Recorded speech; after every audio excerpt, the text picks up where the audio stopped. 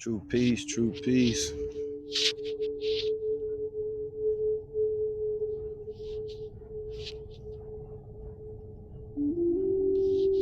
Happy holy day, everybody. Welcome, welcome, welcome.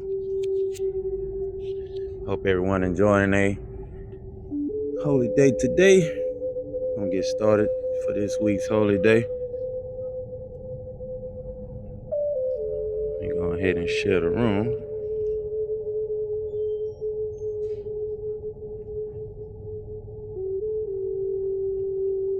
So we can go ahead and get started for this week.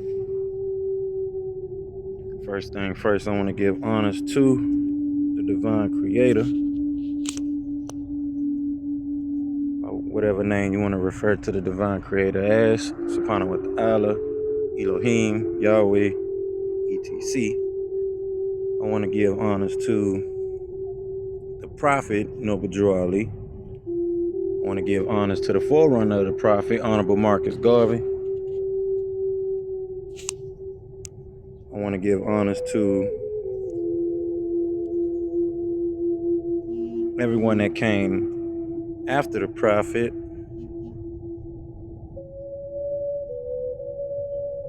And all the leaders and Moorish leaders that came after the prophet, such as C.M. Bey, H.I.M Bey, etc. I want to give honors to the staff of the prophet, brothers such as Enuma Elish, and all that was present during the prophet's time. I want to give honors to everyone that'll be here in participation tonight, that'll be coming back listening to the replays. Y'all could be anywhere in the world, but y'all are here with me.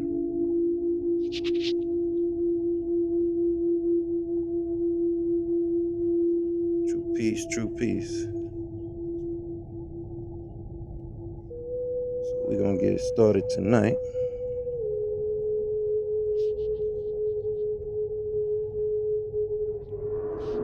First, we're going to open up with our divine supplication, as always.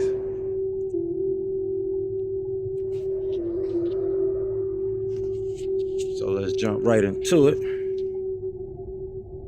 As you know, we begin all things in prayers by using the all.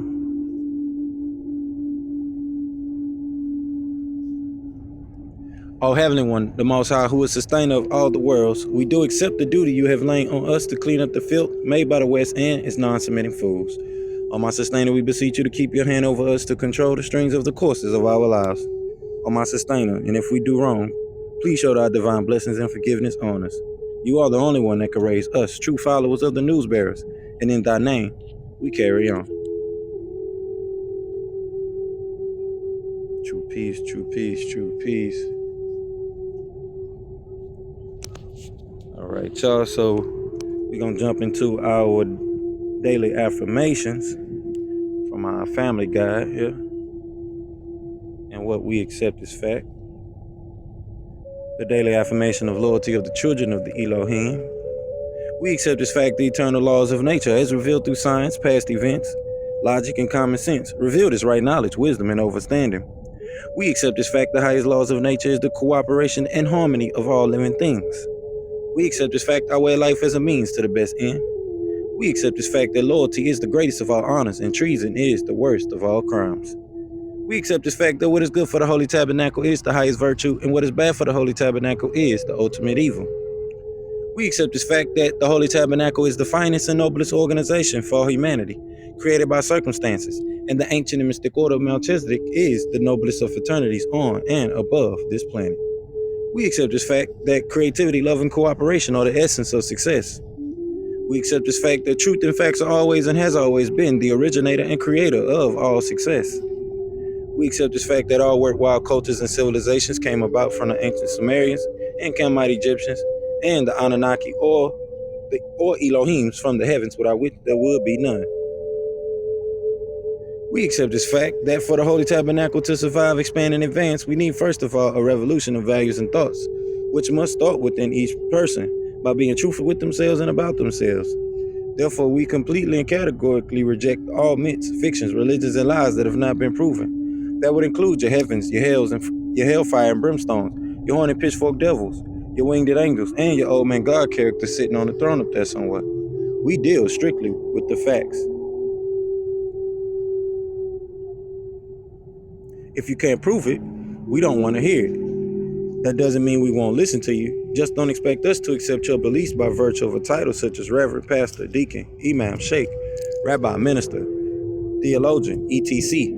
That is your sensationalism, and we deal with just the facts. We accept this fact that the only true revolution is a war of good against evil, right against wrong, fairness against unfairness, loyalty against disloyalty, sincerity against insincerity, honesty against dishonesty. And this war is fought within each person among the agreeable and disagreeable Elohims that make up your willpower. We accept this fact that the unity of our community and its success will only happen with cooperation. We're all involved. We accept this fact that the total unification of all humanity on the basis of truth, that is, accepting people and races for who and what they are, respecting their culture, their languages, and their beliefs, and expect the same. We accept this fact that the human race's biological and cultural heritage is now under attack by our own morals, our self-righteousness, our desire to control industry, and these things attack the very existence of humanity. We accept this fact that males as well as females are equal in all things and should be dealt with as partners in all matters. We accept this fact that no one race of people is better than the other. In fact, no one wins the race in racism. We accept this fact that communication between different people is the cure to the ignorance that breeds the disease hate. We accept this fact that a good and well-rounded education could prevent most of the ignorance that plagues the world. We accept this fact that the all is just that, the all. You can't take from the all, you can't add to the all. We are all within the all as one. That is our concept of what you call a deity. To the fulfillment of these facts, we children of the Elohim forever pledge our lives, our sacred honor, and our spiritual zeal. True peace, true peace. All right, so we're going to jump right into our Moorish prayer and divine constitution. So let's do this. I hope everyone is enjoying their holy day. Having a good Friday today. So let's jump right into it. Y'all know how it go. 2 fingers up, 5 fingers up, facing the east, feet at a 45-degree angle. Allah, the Father of the universe, the Father of love, truth, peace, freedom, and justice. Allah is my protector, my guide, and my salvation by night and by day through His holy prophet, Noble Drew Ali. All right, y'all. So we're going to jump right into the divine constitution and bylaws as it reads. Act 1. The Grand Sheik and the Chairman of the Moorish Science Temple of America is empowered to make law and enforce laws with the assistance of the Prophet and the Grand Body of the Moorish Science Temple of America. The Assistant Grand Sheik is to assist the Grand Sheik in all affairs if he lives according to love, truth, peace, freedom, and justice. And it is known before the members of the Moorish Science Temple of America. Act 2. All meetings are to be open and closed promptly according to the Circle 7. And love, truth, peace, freedom, and justice. Friday is our holy day of rest because on a Friday the first man was formed in flesh, and on a Friday the first man departed out of flesh and ascended unto his Father God Allah. For that cause, Friday is the holy day for all Muslims all over the world. Act 3. Love, truth, peace, freedom, and justice must be proclaimed and practiced by all members of the Moorish Science Temple of America. No member is to put in danger or accuse falsely his brother or sister on any occasion at all that may harm his brother or sister, because Allah is love. Act 4.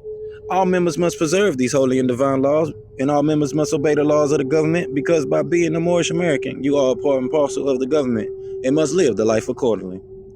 Act 5. This organization of the Moorish Science Temple of America is not to cause any confusion or to overthrow the laws and constitution of the said government, but to obey hereby. Act 6.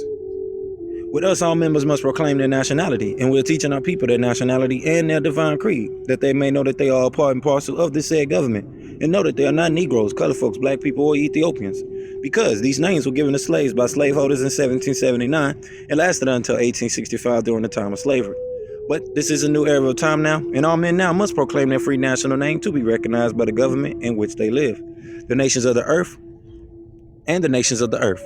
This is the reason why Allah, the great God of the universe, ordained Noble Drew Ali, the prophet, to redeem his people from their sinful ways.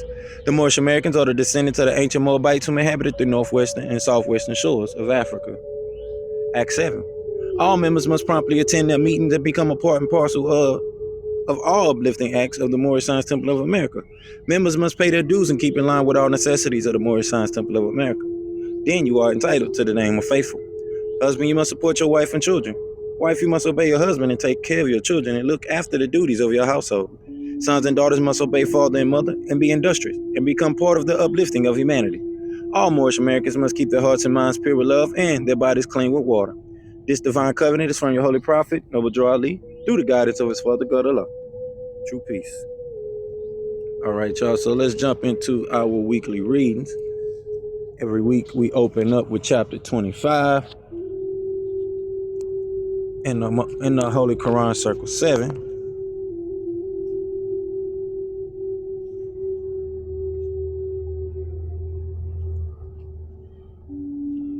True peace, true peace. Chapter 25 called The Holy Covenant of the Asiatic Nation.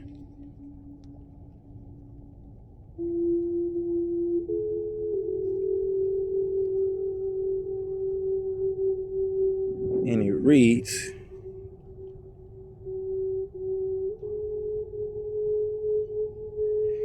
Ye are the children of one father, provided for by his care, in the breast of one mother had given you suck. Let the bonds of affection therefore unite thee with thy brothers, that peace and happiness may dwell in thy father's house. And when ye separate in the world, remember the relation that bindeth you to love and unity, and prefer not a stranger before thy own blood. If thy brother's in adversity, assist him. If thy sister's in trouble, forsake her not. So shall the fortunes of thy father contribute to the support of his whole race, and his care be continued to you all, in your love to each other. Peace, peace, peace, peace. Unity, unity, unity is what the prophet was calling for. So we can solve what is called today the Negro problem. Some things we're going to touch on today, because we are in some crazy times in the year 2023. Thought 2022 was something. So let's jump to chapter 47, called Egypt, the Capital Empire of the Dominion of Africa. Before I read, let me check the room. For those that's listening to the replays, please click that block of words at the top that says World Temple. Join us so that way you can get the notification whenever we go live for Friday Holy Day service and Sunday Newcomers Gathering as well. And if you're coming back listening to the replays, go ahead and leave your questions in the chat if you have any, so that way while I'm reading the weekly readings and doing the parliamentary opening for the temple, I can come back and answer those questions that you post in the chat. So let's jump into chapter 47 as it reads. The inhabitants of Africa are the descendants of the ancient Canaanite nation from the land of Canaan. Old man Cush and his family are the first inhabitants of Africa who came from the land of Canaan. His father Ham and his family were second. Then came the word Ethiopia, which means the demarcation line of the dominion of Amexem, the first true and divine name of Africa, the dividing of the land between the father and the son, the dominion of Cush, northeast and southeast Africa, and northwest and southwest Africa, and southwest was his father's dominion of Africa. In later years, many of their brethren from Asia and the Holy Lands joined them. The Moabites from the land of Moab, who received permission from the pharaohs of Egypt to settle and inhabit northwest Africa, they were the founders and all the true possessors of the present Moroccan Empire, with their Canaanite, Hittite, and Amorite brethren who sovereign from the land of Canaan, seeking new homes. Their dominion and habitation extended from northeast and southwest Africa across Great Atlantis, even unto the present North, South, and Central America, and also Mexico and the Atlantis Islands, before the great earthquake which caused the Great Atlantic Ocean. The river Nile was dredged and made by the ancient pharaohs of Egypt in order to trade with the surrounding kingdoms. Also, the Niger River was dredged by the great pharaoh of Egypt in those ancient days for trade, and it extends eastward from the river Nile, westward across the Great Atlantic. It was used for trade and transportation. According to all true and divine records of the human race, there is no Negro, black, or colored race attached to the human family, because all the inhabitants of Africa were and are of the human race, descendants of the ancient Canaanite nation from the Holy Land of Canaan. What your ancient forefathers were, you are today without doubt or contradiction. There's no one who is able to change man from the descendant nature of his forefathers, unless his power extends beyond the great universal creator Allah himself. These holy and divine laws are from the prophet, Noble Drew Ali, the founder of the uniting of the Moorish Science Temple of America. These laws are to be strictly preserved by the members of all the temples of the Moorish Science Temple of America, that they will learn to open their meeting and guide it according to the principles of love, truth, peace, freedom, and justice. Every subordinate temple of the Grand Major Temple is to form under the covenant of love, truth, peace, freedom, and justice, and to create their own laws and customs in conjunction with the laws of the Holy Prophet and the Grand Temple. I, the Prophet Noble Drew Ali, was sent by the great God Allah to warn all Asiatics of America to repent from their sinful ways before that great and awful day that is sure to come. The time has come when every nation must worship under its own vine and fig tree, and every tongue must confess its own. Through sin and disobedience, every nation has suffered slavery due to the fact that they honored not the creed and principles of their forefathers. This is why the nationality of the Moors was taken away from them in 1774, and the word black and colored, Negro black and colored, was given to the Asiatics of America who were of Moorish descent, because they honored not the principles of their mother and father, and strayed after the gods of Europe, of whom they knew nothing. Islam, true peace. So let's jump into chapter 48 here, which is called The End of Time and the Fulfilling of the Prophecies.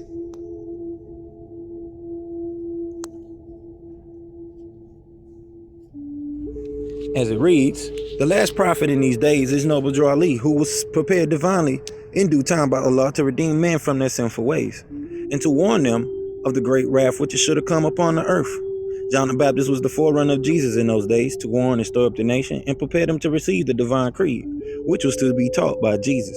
In these modern days there came a forerunner of Jesus who was divinely prepared by the great God Allah, and his name is Marcus Garvey, who did teach and warn the nations of the earth to prepare to meet the coming prophet, who was to bring the true and divine creed of Islam, and his name is Noble Drew Ali, who was prepared and sent to this earth by Allah to reteach the old time religion and the everlasting gospel to the sons of man, that every nation shall and must worship under their own vine and fig tree, and return to their own and become one with their Father God Allah.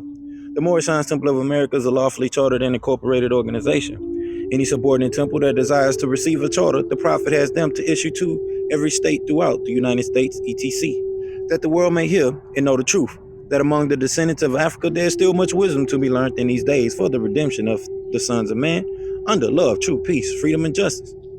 We, as a clean and pure nation descended from the inhabitants of Africa, do not desire to amalgamate or marry into the families of the pale-skinned nations of Europe, neither serve the gods of their religion, because our forefathers are the true and divine founders of the first religious creed, for the redemption and salvation of mankind on earth. Therefore, we are returning the church and Christianity back to the European nations as it was prepared by their forefathers for their earthly salvation, while we, the Moorish Americans, are returning to Islam, which was founded by our forefathers for our earthly and divine salvation. The covenant of the great God Allah, honor thy father and thy mother, that thy days may be longer upon the earth land, which the Lord thy God Allah had given thee. Come ye, all ye Asiatics of America, and hear the truth about your nationality and birthrights, because you're not Negroes. Learn of your forefathers' ancient and divine creed, that you will learn to love instead of hate. We're trying to uplift fallen humanity. Come and link yourself with the family of nations. We honor all true and divine prophets. Islam. So let's get it started for this week. The Prophet left us with some holy instructions as well. And it's best that we refresh ourselves with these holy instructions here every week. You have the holy instructions for misery, which we know misery loves company. Islam. We want to live in a state of peace, be happy with those that are happy around us. We was left with the instructions for the insufficiency of knowledge. So we know that a lack of knowledge destroys. Especially in today's time, where you have the reiteration of these Jim Crow laws that are trying to take place. We have the instructions from the Prophet about weakness, which the Prophet goes into, being inconsistent and the vanities that causes us to fail. we was left with the instructions about inconsistency. Not being consistent would lead to a weakness. Would lead to weakness. The prophet also gave us instructions on the instability of men as well. We was given instructions on the pinnacles of wisdom.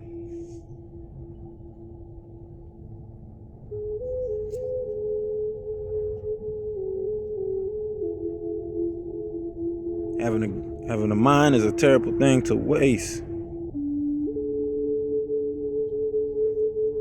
wasted mind is a terrible thing to waste. Wasted potential. The prophet gave us instructions on the soul of man, which should be an iteration for chapter 1 in the Holy Qur'an, circle 7.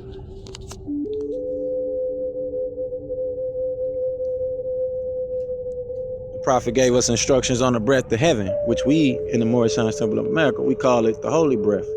Truth. Truth is Art. The prophet gave us instructions on knowing thyself.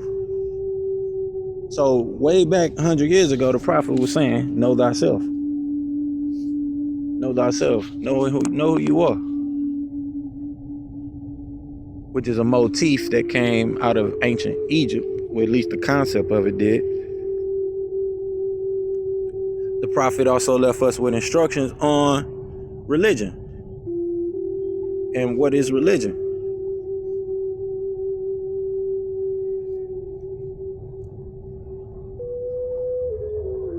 The institutions of government, religion, customs. The prophet left us with instructions on sincerity.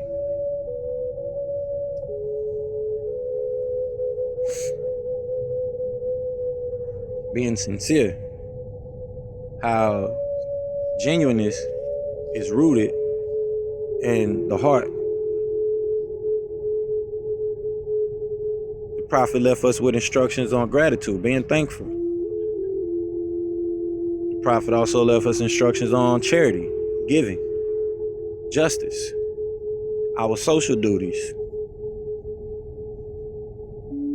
how we operate in a place of employment, those that are masters, those that are servants of our community.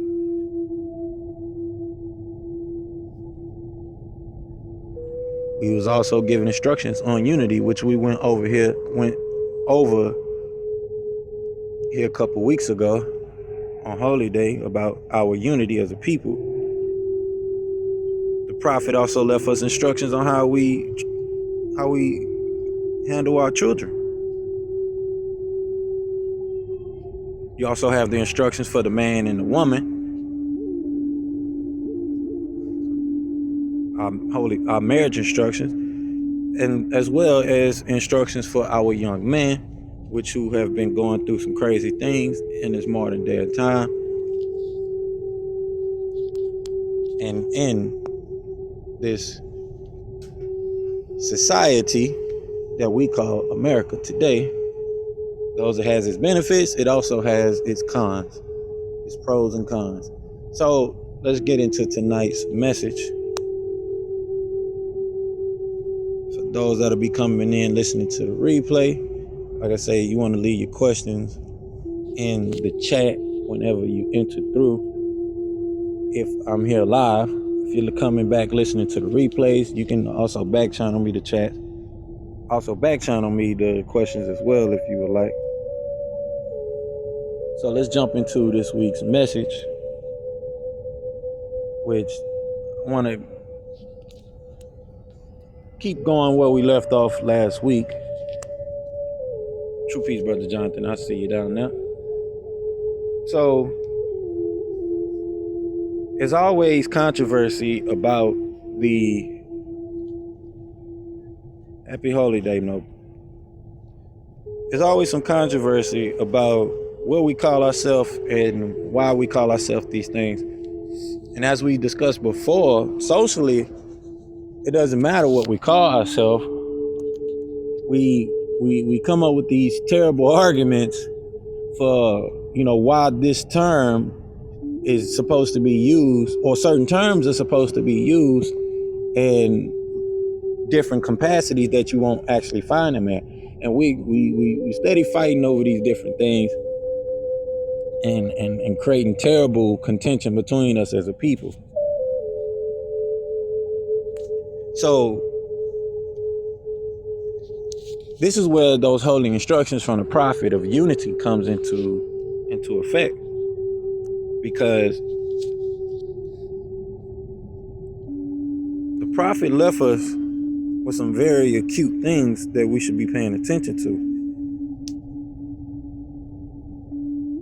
The holy instructions of unity reads, the gifts of understanding are the treasures of Allah, and He appointed to everyone his portion, and what measure seemeth good unto himself.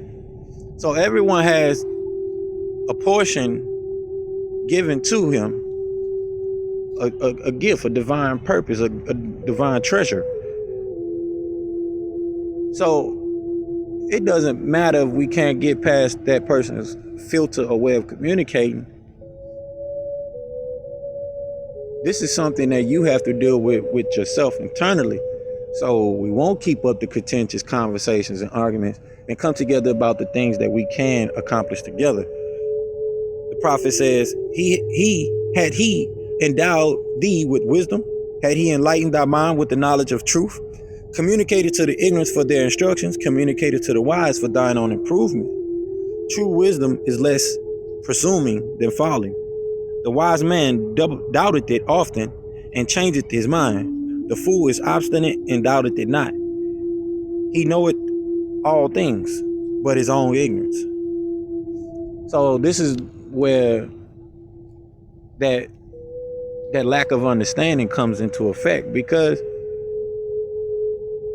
just going off the portion of the rhetoric, of course we know by law we're not Negro, black, and colored, but dividing and creating a division and contention between us, more contention and more division between us as a people, just because of a term, is craziness.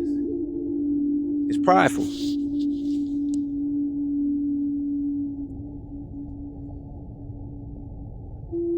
The prophet says, the pride of emptiness is an abomination, and to talk much is the foolishness of folly. Nevertheless, it is the part of wisdom to hear with patience their impertinence, and to pity their absurdity.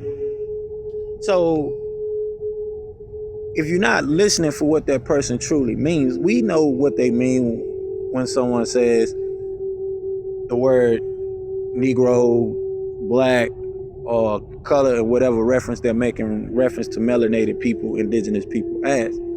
We know what they're saying. We don't have to stop them every 5 minutes and say, no, we're not black. That does this, that, and the third. You don't find that in law books or books on nationality about a black race, a black nation of people. We don't have to do that every 5 minutes. So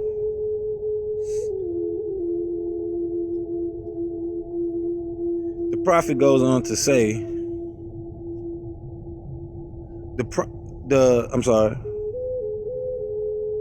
yet be not puffed up in thy own conceit, neither boast of superior understanding. The cleverest human knowledge is but blindness and folly. So we do that to drive a wedge between our people, and we're only participating in more folly, especially with these conversations that create this contention between us as a people.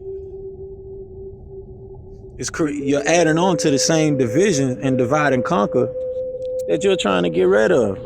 This is why we going through these holy instructions of unity, because if we take in simple arguments and debates and creating divisions between us as a people, then we're not getting the work that needs to be done through the divine and national movement.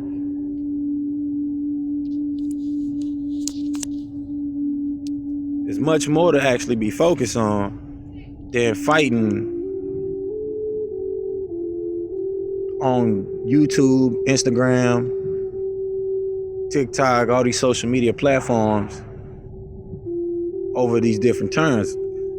Also, this goes even deeper with divisions between our people in different spiritual groups. Whether it's fights and battles over stars, cultures, whatever different type of faith-based group it is, whether it's Christians, Muslims, there's wedges between us as a people, and there's more tribalism that's created and not transcending into oneness and the things that bring us into this holy unity.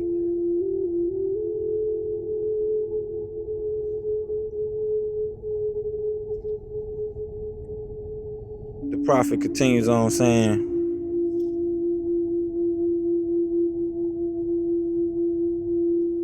the wise man feeleth it his imperfections and is humbled.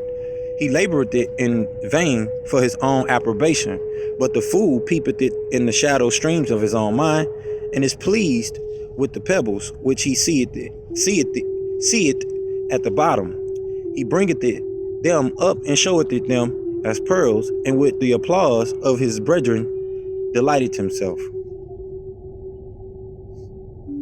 So there's people that are peeping in the shadow streams of their mind just to create argument and contention, listening to the ego mind, the ego voice in the head, the little small voice in the head, just to keep up drama and contention between us as a people. But these are only pebbles of the pieces of wisdom that they think they're sharing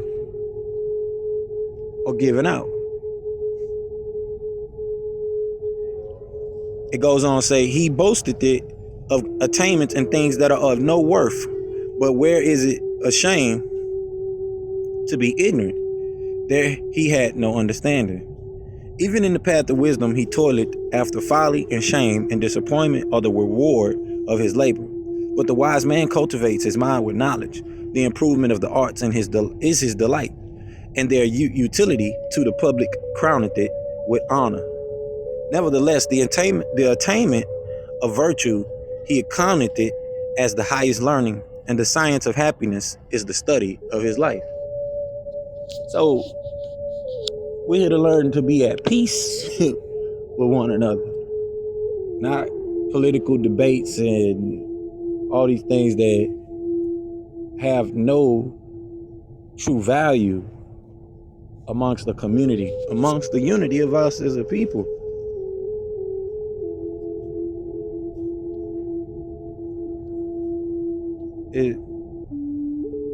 It's pointless to have these YouTube debates back and forth without actually creating civic engagement that could help address these matters.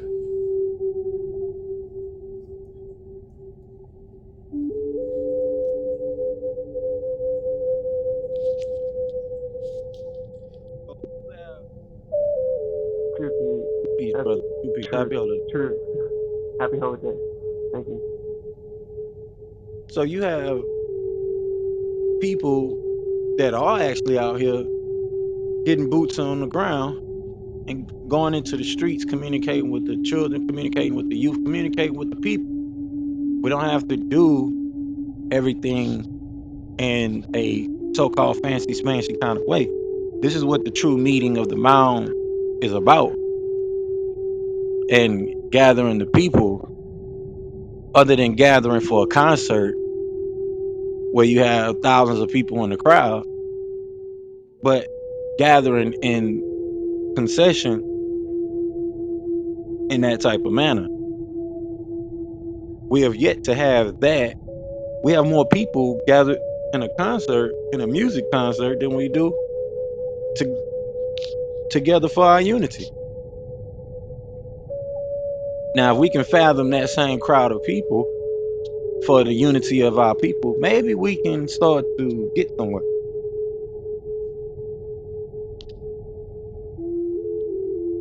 We really start to pinpoint the things in our conversation that create the division.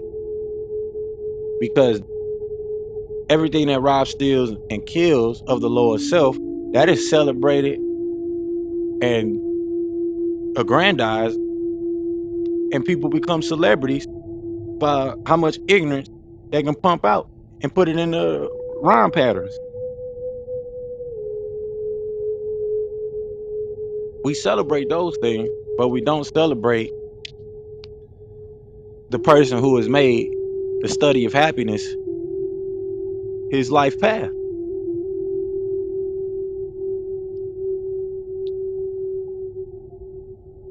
So that further lead to the divisions that we have, the lack of mindfulness that we have.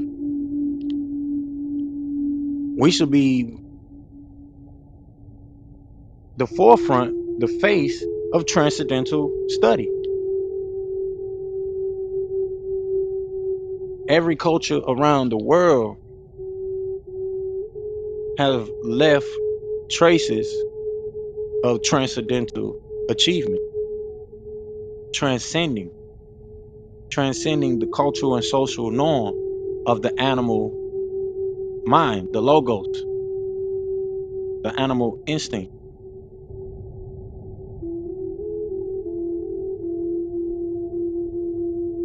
Transcending into the divine instinct, the divine mind. So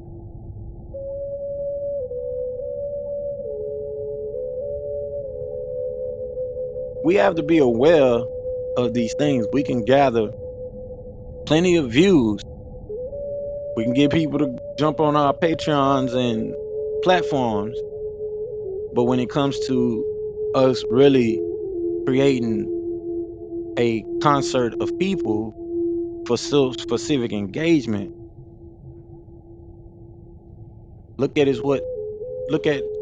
look at what's been done. Or should I say not being done?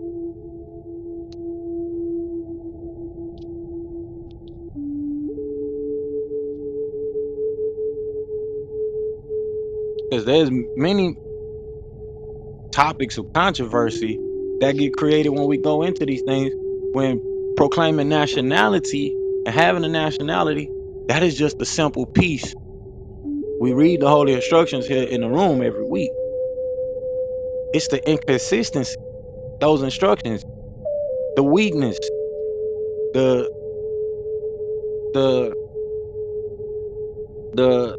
lack of knowledge, the insufficient, not just the lack of it, but insufficient knowledge. Where does it get you?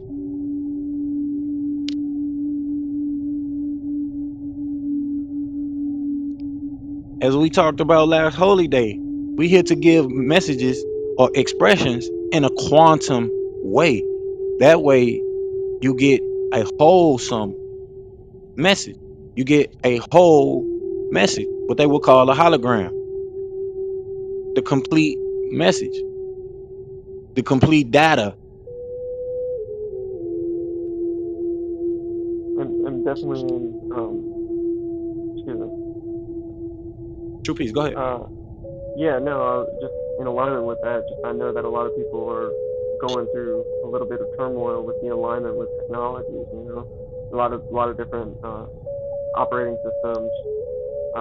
You know, there's viruses out in the virtual space. There's a lot of different people in different places when it comes to how they invest in themselves and use of technology. And you know, Clubhouse is part of technology. Cell phones are all part of it. So, I don't know what the future of that is. I'm a big fan of Linux in the long run, but yeah. That's right. Thank you for that, Noble. Because we are in a time where anything we want to do and we see in our mind's eye can be done. We are in an era of time where we have the most valuable tools to communicate with one another, to gather people up. I seen a brother this past week from New Era, Detroit. He out speaking to the people in the community. and was talking about how having those same type of conversations, we don't have to always be in some big fancy smashy building to have these conversations. We can communicate this tribally, or in the sense of how we did tribally or indigenously, where we had meetings on a mound.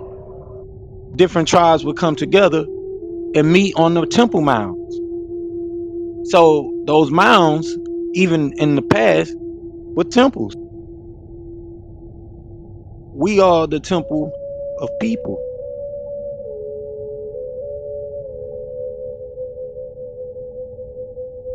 People were like, well, them people in the temple be tripping. The people in the church be tripping. Them people outside the church be tripping. You're going to find that people that's tripping everywhere you go.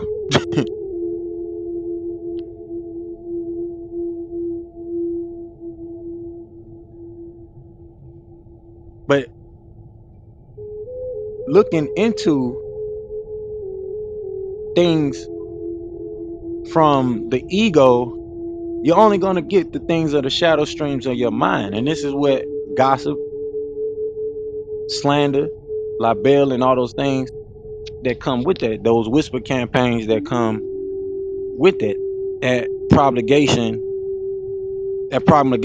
of gossip.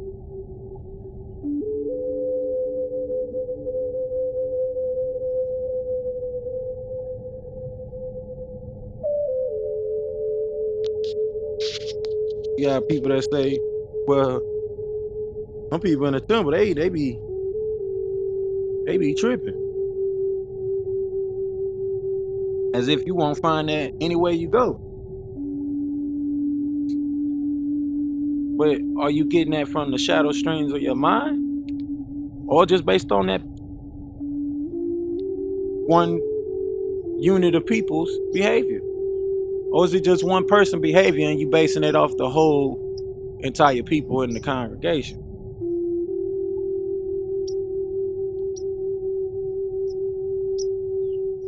Because this is things that really block us as a people from getting simple things together.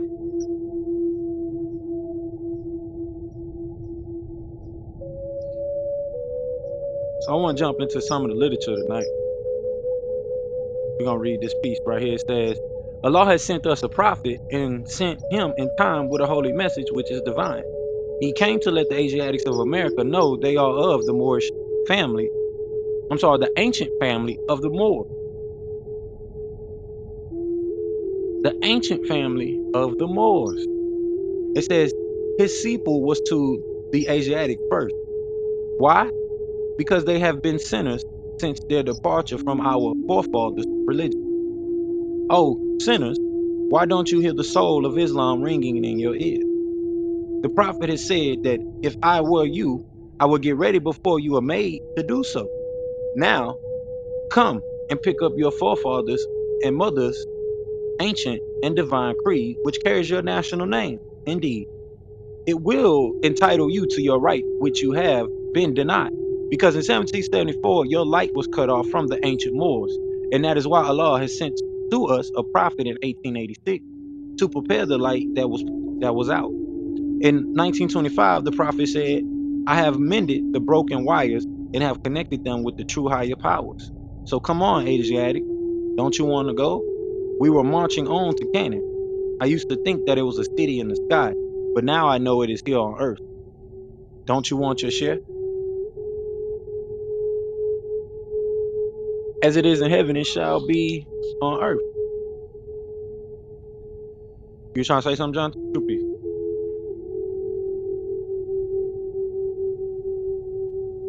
True peace. No, I'm gonna do my best just to listen today. Thank you. Oh, I thought you were chiming in. No, that's all right. You can chime in. Now, as it says, it shall be in heaven as it is on earth. If you can, look out for the people on the stage for me, so that way I know who's in the room. Will do. I'll do my best. Yeah. Peace, peace. So, as we know, the scriptures say, as it is in heaven, it shall be on earth.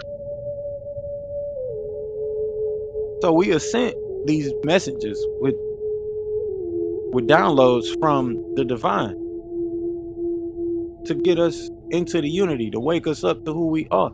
Notice it didn't say anything about a orthodox religion.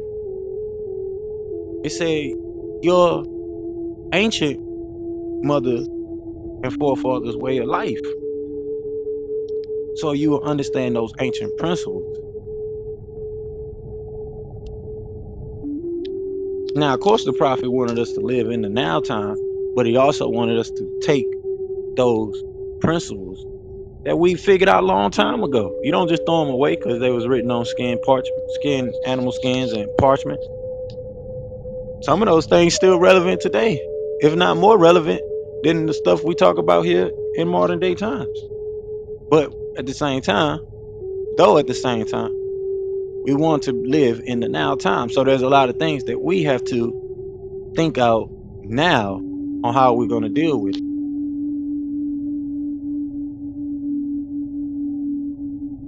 This is why civic engagement is important.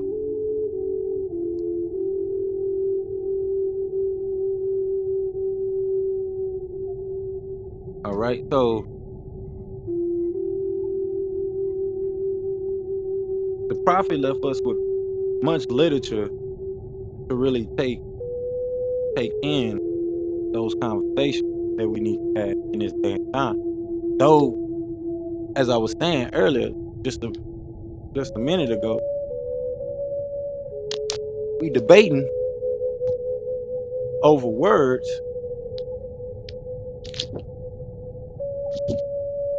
We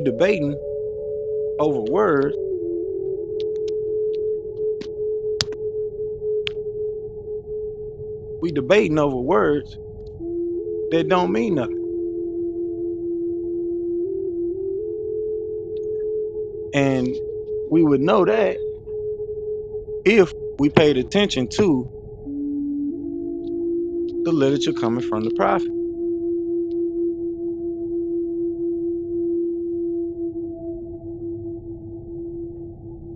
We wouldn't have to go through a lot of the, not just religious controversy, but social controversy that we deal with.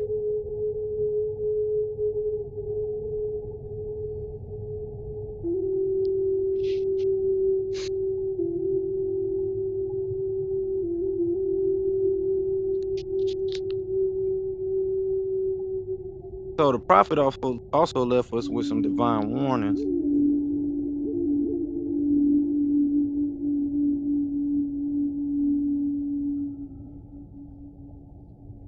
as well.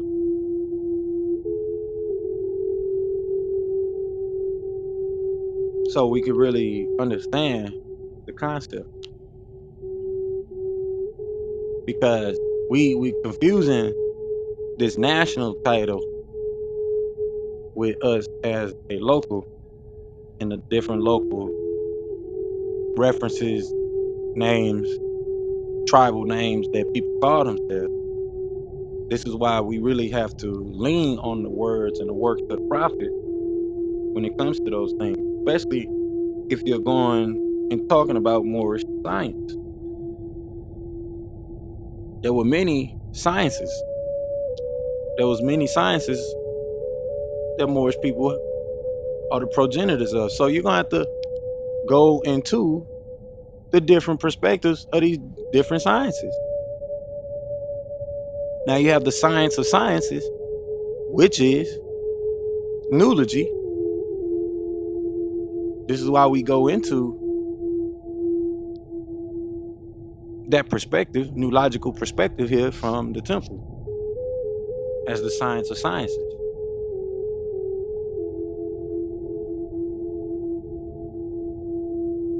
I want to dive into this divine warning from the prophet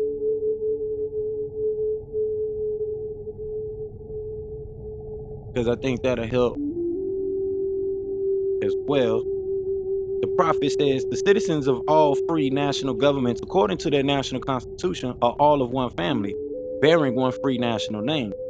Those who fail to recognize the free national name of their constitutional government are classed as undesirables and are subject to all inferior names and abuses and mistreatments that the citizens care to bestow upon them. And it is a sin for any group of people to violate the national constitutional laws of a free national government and cling to the names and the principles that delude to slavery. I, the prophet, was prepared by the great God of law to warn my people to repent from their sinful ways and go back to the state of mind to their forefathers' divine and national principle, that they will be law abiders and receive their divine right as citizens, according to the free national constitution that was prepared for all free national beings. They are to claim their own free national name and religion. There's but one issue for them to be recognized by the government of the earth, and it only comes through the connection of the Moorish divine national movement, which is incorporated in this government and recognized by all other nations of the world. And through it, they and their children can receive their divine right unmolested by other citizens, that they can cast a free national ballot at the polls under the free national constitution of the state government and not under a granted privilege as has been the existing condition for many generations. So the prophet is clearly showing that it is about the national name, and some of the titles that we decide to call ourselves delude to terms of slavery, especially in a law aspect and a legal aspect. And those terms are the jurisdictional terms that other special interest group gave. So this is where self-determination really comes into full effect, because as Moorish people, or the progenitors of these sciences, then you can bring out the science of these different things, such as what I'm touching on now. If you decide to call yourself whatever you want to call yourself, that is fine, especially socially. But in the legal aspect, some words will have you looking as a servant.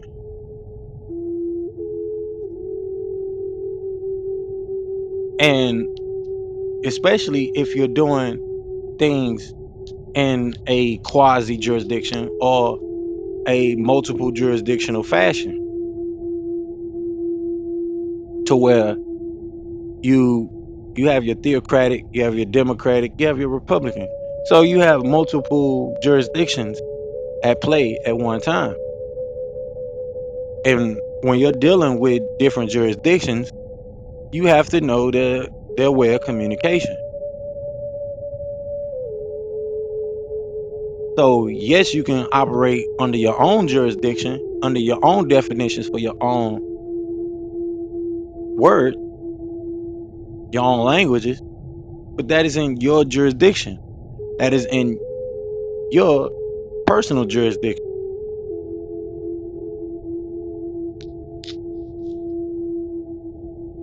But when it comes to jurisdictions that are being shared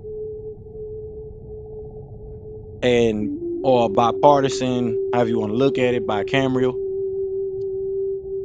then you have to understand the universal language at play or at hand.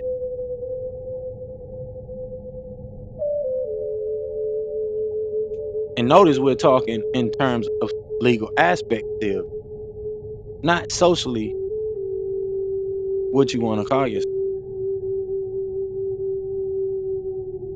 Because as we know, court is where games are played: basketball court, tennis court, etc.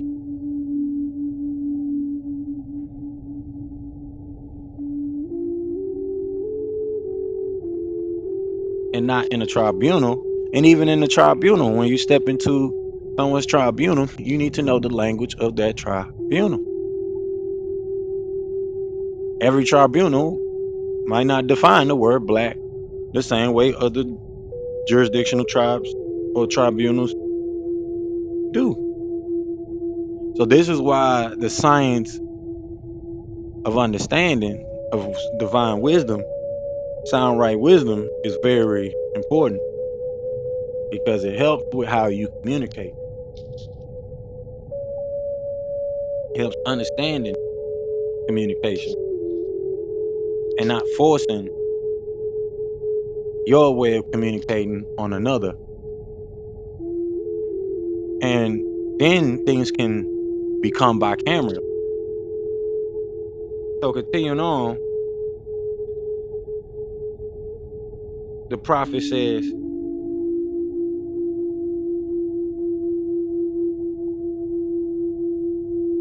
"You who doubted whether I, the prophet, and my principles are right for the redemption of my people, go to those that know law in the city hall and among the officials in your government and ask them under an intelligent tone, and they will be glad to render you a favorable reply.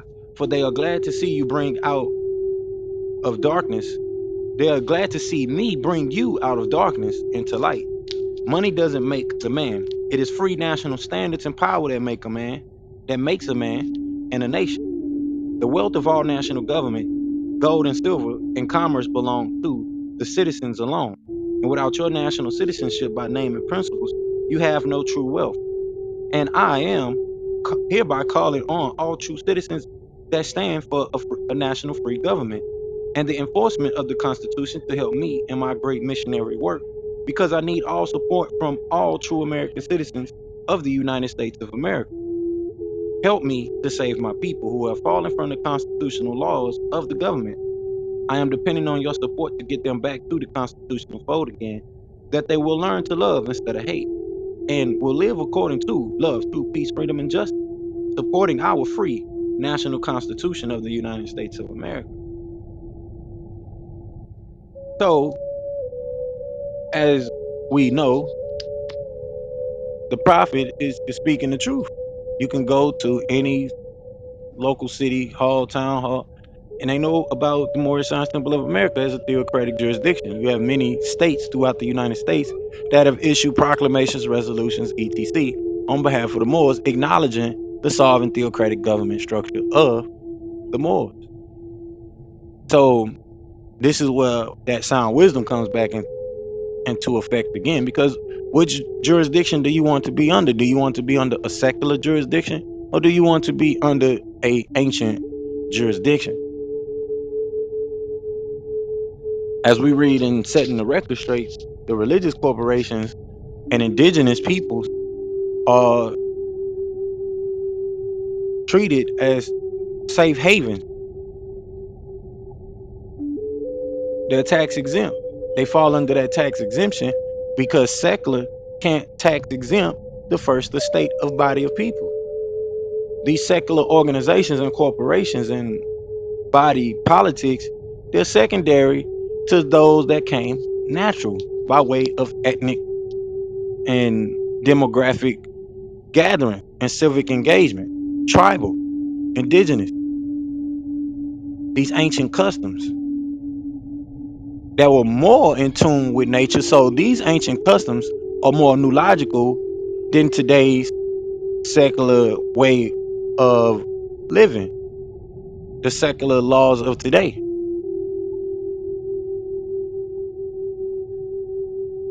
So the prophet is giving you something grand to stand on. You get to stand on those transcendental spiritual laws and things like that that have already been put into effect, that have already been drafted and written out by ancient sages who have done the works, who have studied the science of the happiness of life.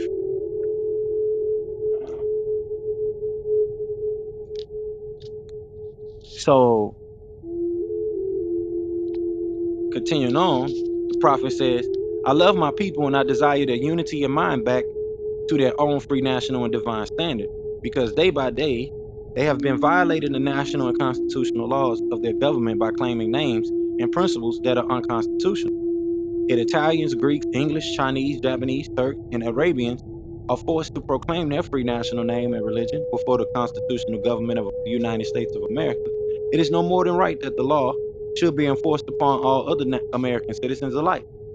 and all other government when a man is born and raised there and asks for his national descent name, and if he fails to give it, he is misused, imprisoned, or exiled. Any group of people that fail to answer up to the constitutional standards of law by name and principles, because to be a citizen of any government, you must claim your national descent name, because they place their trust upon issues and names formed by their forefathers. So there you go, your public beneficiary trust. But we have so much of this. Well, we need you create your own this, that, and the third. You're not standing on the trust that were established ancient time.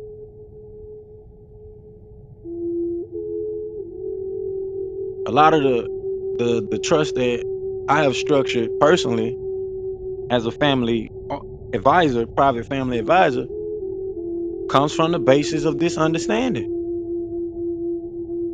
and doing the work and trust as a beneficiary that inherited another trust that is structured for us to put together for this day and time. So when it comes to your benefits of the gold, the silver, the wealth, this is why that financial issue that's taking place throughout the country is based on how we is not just beneficiaries but trustees of the land, stewards of the land, manage our affairs, how we manage our assets, how we manage our financial system, because this is what the real issue is about. It's not just the government servants that are the public trustees and they're supposed to handle these things for you. These are things that you're supposed to do as well as a trustee of your public beneficiary trust that you become the administrator for. This is why it was given to you to administrate the trust.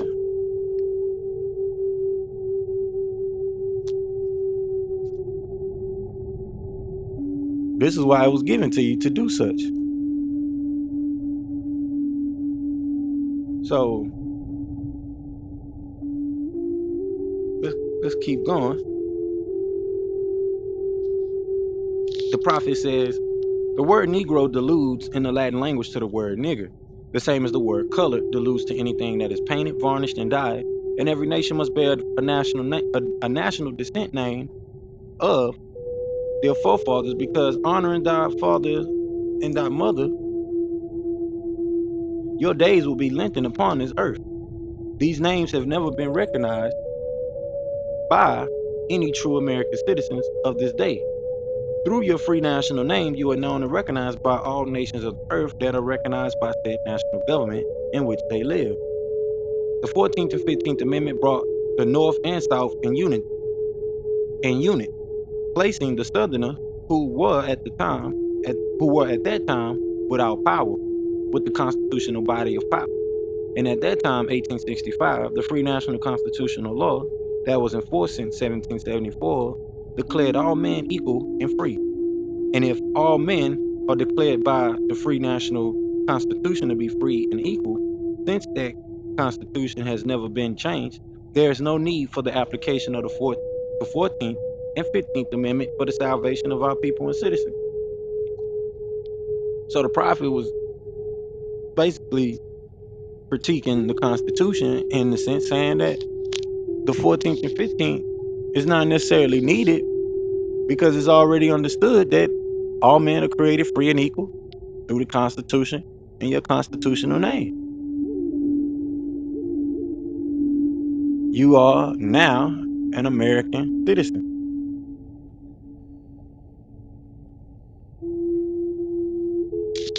Especially Native American or indigenous, because you was here already. But when it comes to the name that ties you back to your forefathers, this is where the free national name of the Moors come into effect.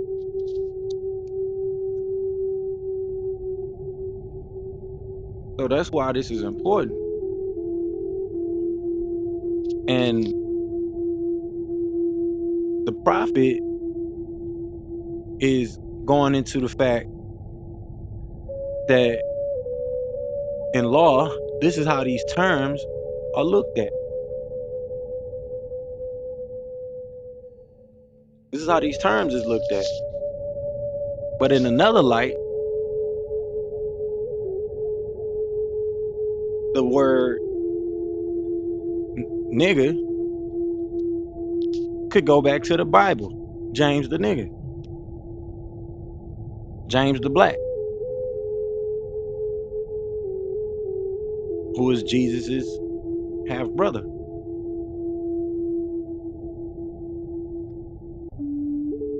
It also goes back to the term Nagus, which means king. The word colored could mean the opposite perspective to other people, because we are people that vibrate, that have color in our aura field and the color spectrum. We vibrate these different colors versus those that you would call pale skin, because you're saying that because they're pale. They lack a hue. So this is why you have the term hue, because hue represents so-called people of color. So this is why it's important to understand communicating socially versus us communicating politically. And that's not being made clear as we communicate with our people. I'm here on social matter, or I'm here on political matter. So in the realms of politics, this is the science of politics. In the realms of socialism, or speaking socially, we can say whatever you want and define it however you want.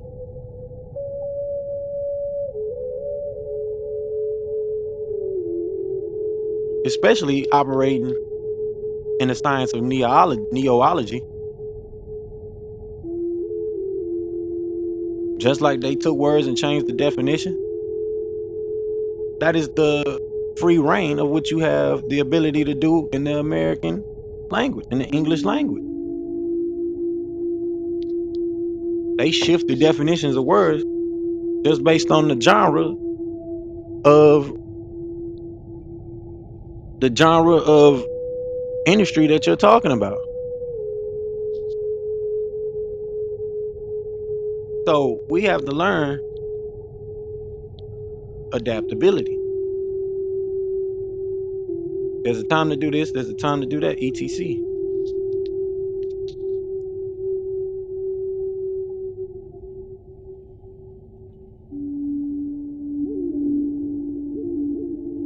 So let's continue on. The prophet says, so there isn't but one supreme issue for my people to use to redeem that which was lost, and that is through the above statement. Then the lion and the lamb can lay down together in yonder hills, and neither will be harmed, because love, true peace, freedom, and justice will be reigning in this land. In those days, the United States will be one of the greatest civilized and prosperous governments of the world. But if the above principles are not carried out by the citizens and my people in this government, the worst is yet to come. Because the great God of the universe is not pleased with the works that are being performed in North America by my people.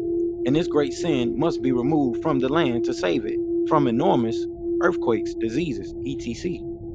And I, the prophet, do herein believe that this administration of the government bring more wisely prepared by being genius citizens that believe in their free national constitution and laws through the help of such classes of citizens. I, the prophet, truly believe that my people will find the true and divine way of their forefathers and learn to stop serving carnal customs and merely ideals of men that have never done them any good, but have always harmed. So I, the prophet, am hereby calling aloud with a divine plea to all true American citizens to help me to remove this great sin which has been committed and is being practiced by my people in the United States of America, because they know it is not the true and divine way, and without understanding, they have fallen from the true light into utter darkness of sin. And there is not a nation on earth today that will recognize them socially, religiously, politically, or economically, etc., in their present condition of their endearment, in which they themselves try to force upon a civilized world. They will not refrain from their sinful ways of action, and their deeds have brought Jim Crowism, segregation, and everything that brings harm to human beings on earth. And they fought the Southerner for all these great misuses.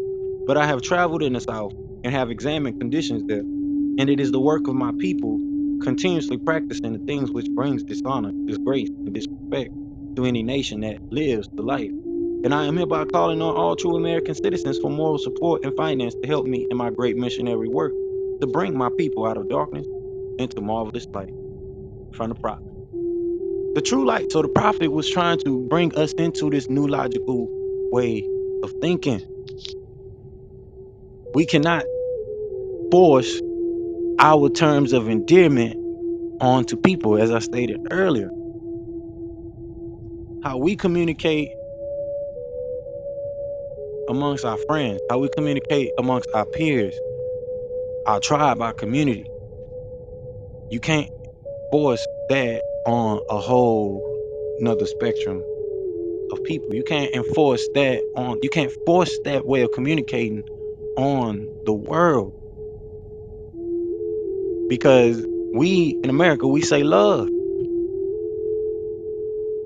In another country, there's a word for love in another dialect, but it's not in the same pronunciation as the word love. It would be considered a whole other word.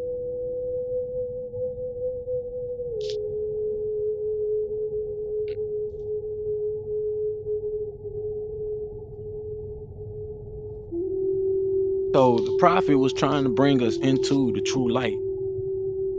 The lights, as is mentioned in the Qur'aan, which we're about to jump into here now. Because true peace. Yeah, no, I wanted to say that what you just were saying, it made me think of this meme where it's like a banana doesn't ripen according to a monkey's timetable. And looking at the prophet and the timing, it's like whether he knew it or not, it's divine timing because it fits into place with what we're dealing with and unifying over something, someone, a purpose. Everyone's all over the place. So it's like, yeah, a banana doesn't ripen according to a monkey's timetable in Rhode Island, America. Amor Rica, that's what my papa would always say, is the land of rich love. Amor Rica. Love isn't, the same in other countries. That's right. Islam. Right. That's right. Or the word isn't. Thank you. I'm glad you mentioned that, because as we read from Setting the Record Straight, we didn't use the word sultan originally, and the pristine purity of Islamicism. We use the term emirs, which also means love, amor, in other forms of saying the word in different languages. So it's crazy because we really missing great distinctions as a people because we get lost in the translation of things. And it is all about divine timing, truly, because if we try to force things to happen and push for them to happen without operating through the divine to do such. This is why farming is important, because it teaches you patience, it teaches you timing. And once you get that into embeddedness in your mind, you're living in a whole different realm than what most other people are living in. This is why you'll hear people say, well, he got that anointingness on him. He got that spirit on him. Yeah, because he's tuning in. He's being consistent, especially with tuning into the divine, tuning into that true light.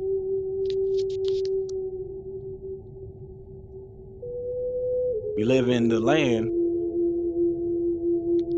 of love. Unbeknown.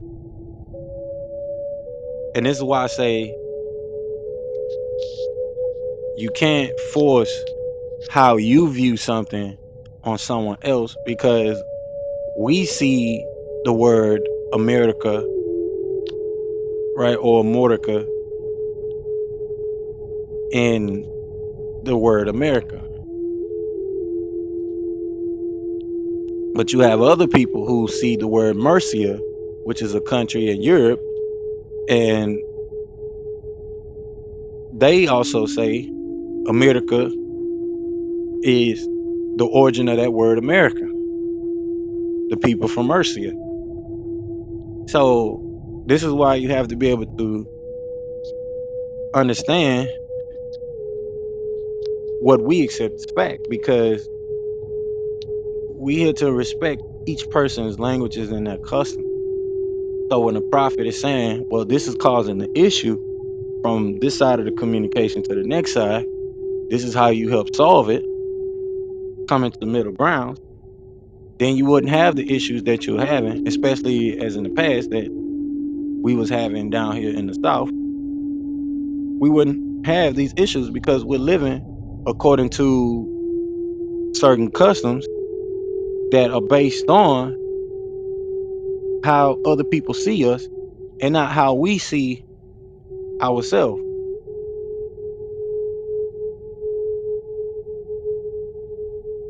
We're putting someone else's shoes on and then wondering why we get mad when they say, well, I need my shoes back. Because you based your whole way of living in life on wearing somebody else's pair of shoes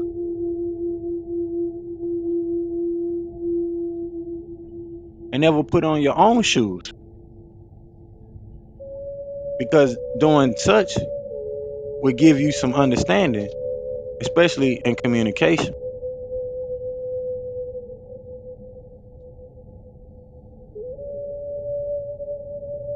especially communicating universally.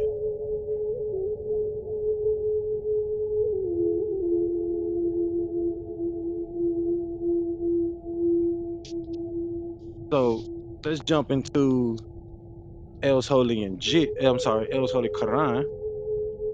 I think we left off on chapter 4.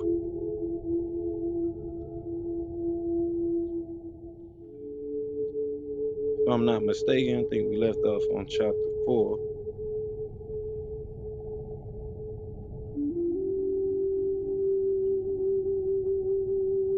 Yeah, we left off chapter 4. So I'll pick up here. Chapter 4 is called Al Mutadir, the one who was covered.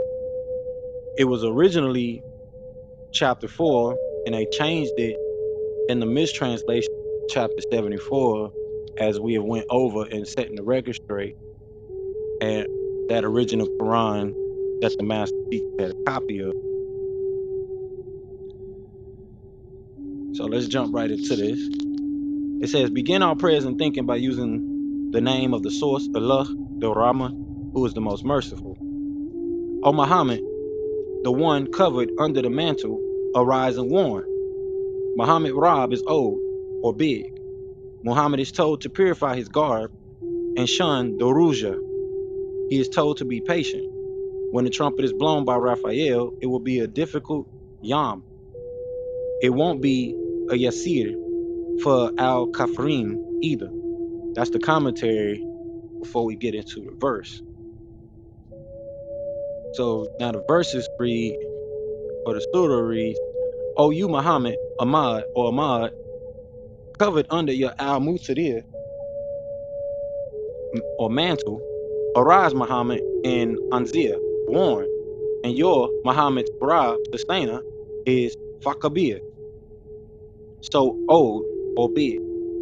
And I made this Walid ibn al-Mughirah wealth, and I made his Walid ibn al-Mughirah wealth to extend. And Banim, sons of his Walid ibn al-Mughirah, can Shahada watch. And I made his Walid ibn al-Mughirah affairs smooth for him. Then after smoothing his Walid ibn al-Mughirah's way, his desires, he desires that I do more. By no means surely he, Walid ibn al-Mughirah, was stubborn about our not my sign. I, not we, Yurahikuhu, will cause him, Walid ibn al-Mughirah, to suffer torment. Surely he, Walid ibn al-Mughirah, thought about it, the Qur'an, and made his decision on it. He called al-Qur'an a lie. So he, Walid ibn al-Mughirah, should be Qutila, killed, for his decision about it. Then after that, the last day, may he, Walid ibn al-Mughirah, be killed again for his Qadara decision. Killed the same man, meaning killed the same man twice. So the next commentary for chapter 4 reads, Walid showed disgust and bitterness when he looked at the faces of those who were moved by the Quran. Walid ibn Mughirah was Astakbar. He said that Ahmad imitates the old times, and the Quran is the saying of a mortal in skin, and will cause him to roast in Sakar. Sakar doesn't leave anything behind.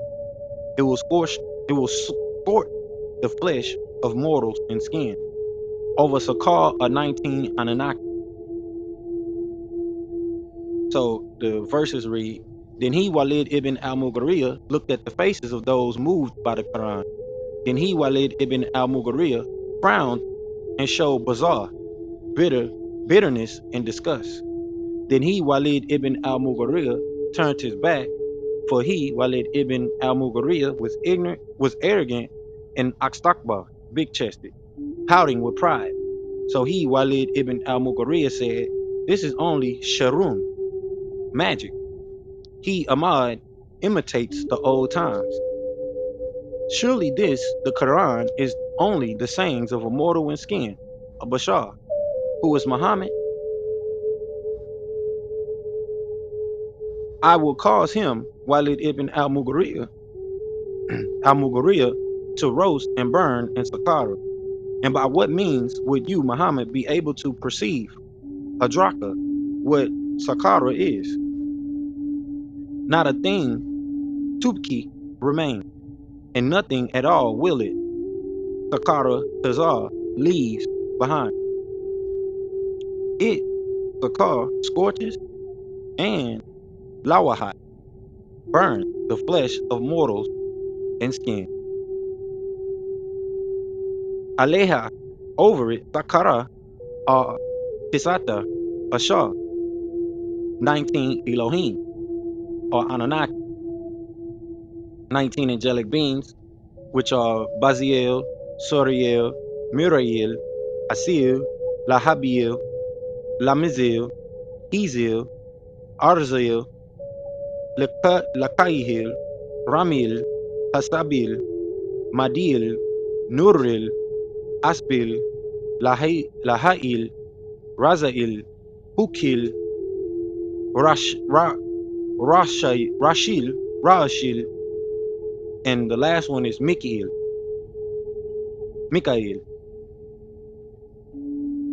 So this next commentary states, the Ashab of hell's fire are the Malakat.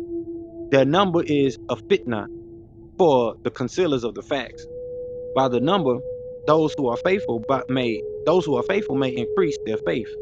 The concealers of the facts want to know, what does Allah want them to see with the matal of the number 19? Yahweh, Yahuwah, Adonai, is the one who knows the seraphim and the cherubim, the moon and shadow hour period will pass. Hell is one of the biggest calamities. a warner to the Bashar for those who progress forward, follow the rights of Abraham. Every person is held in pledge for that which it had earned, except for the companions of the right hand.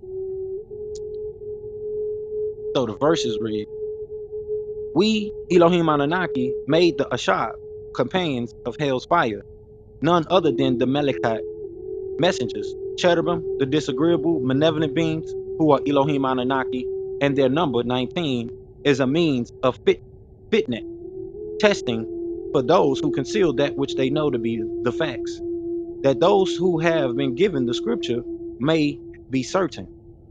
The number 19 is how to keep the Quran pure, and those who have faith may increase their iman, faith, so that those who are faithful and those given the scripture will not doubt over the Quran, which is the number 19.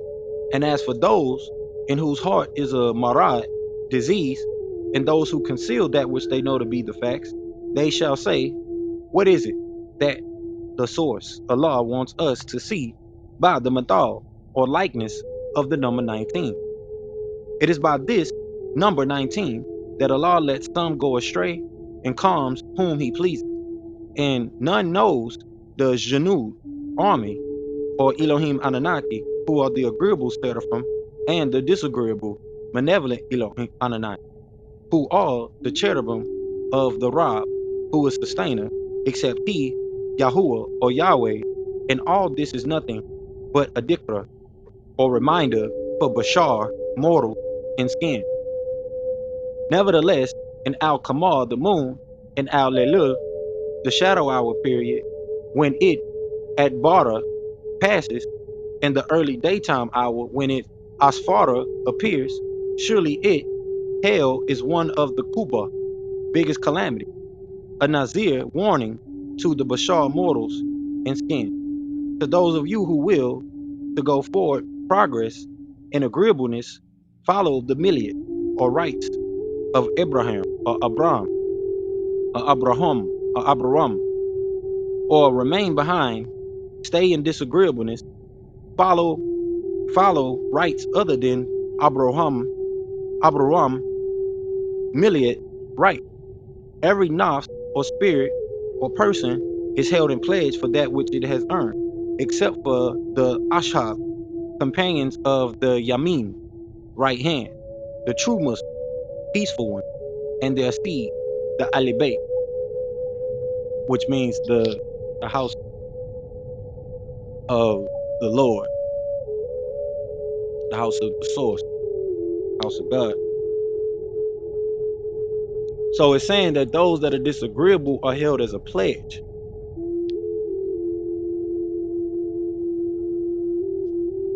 So they're pledged to hell. Those that are of the true way of life, they're not held as a pledge or a sacrifice, however you want to look at that, for hell.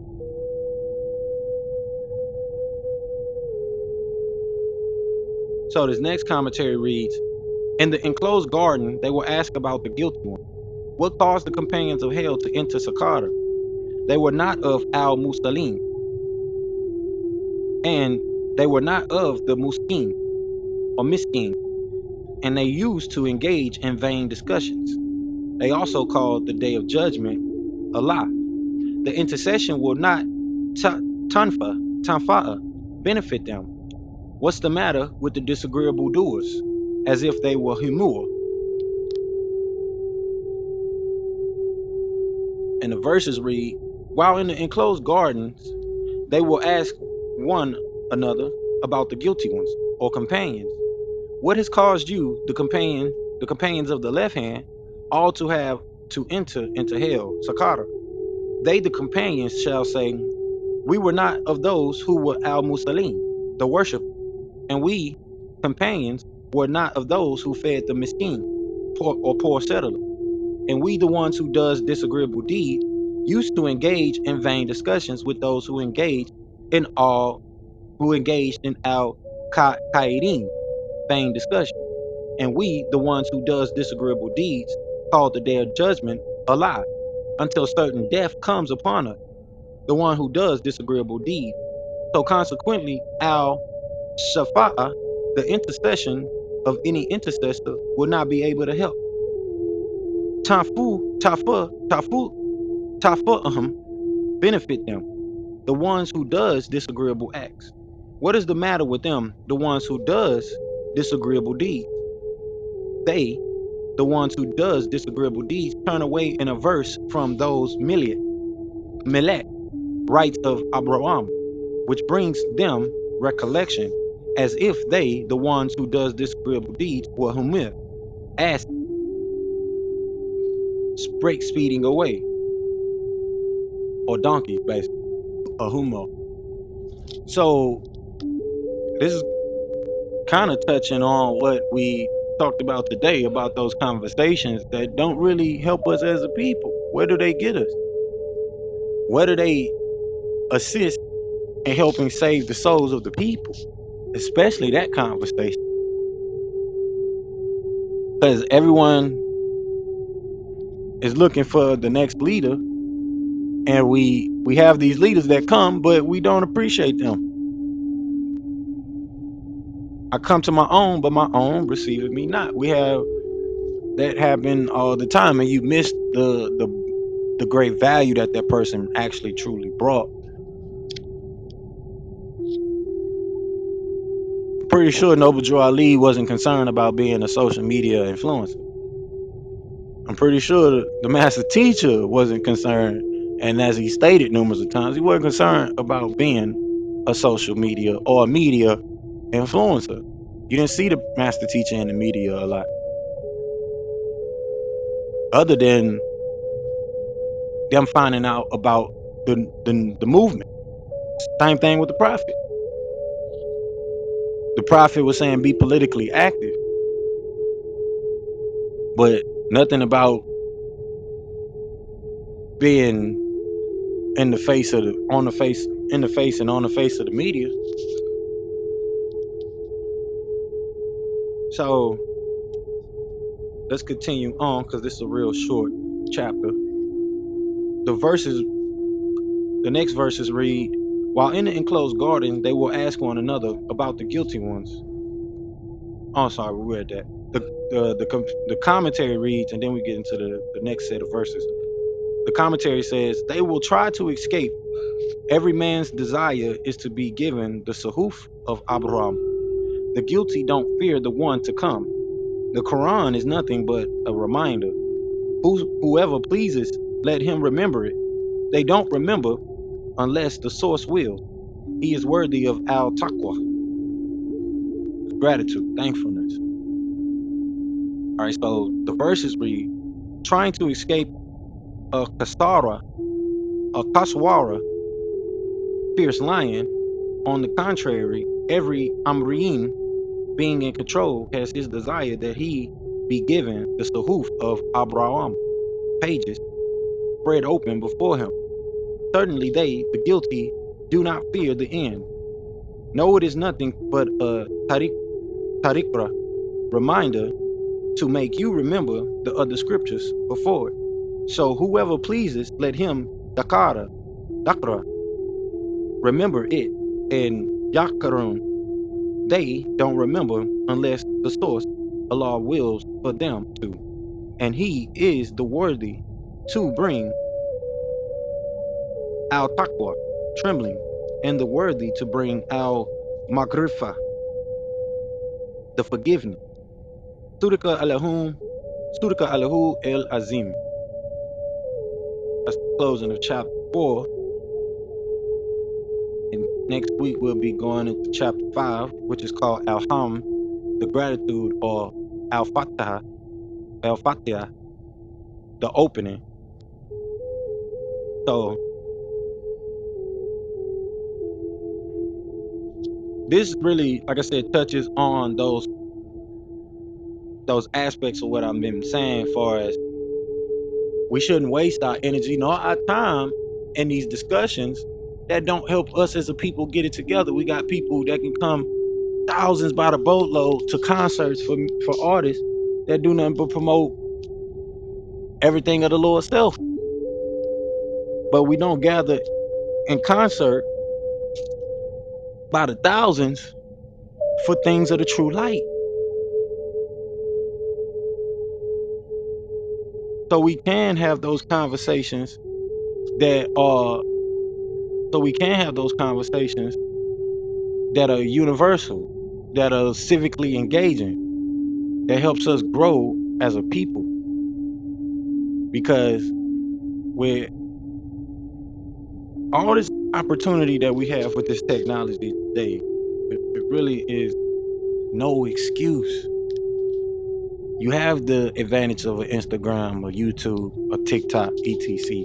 But we use it to participate in vain discussions, conversations that really doesn't help us professionally, doesn't help us industrially, business wise, creating a community of of cooperative spirits and a business community, a sound business community, business practices that help us as a people, help humanity.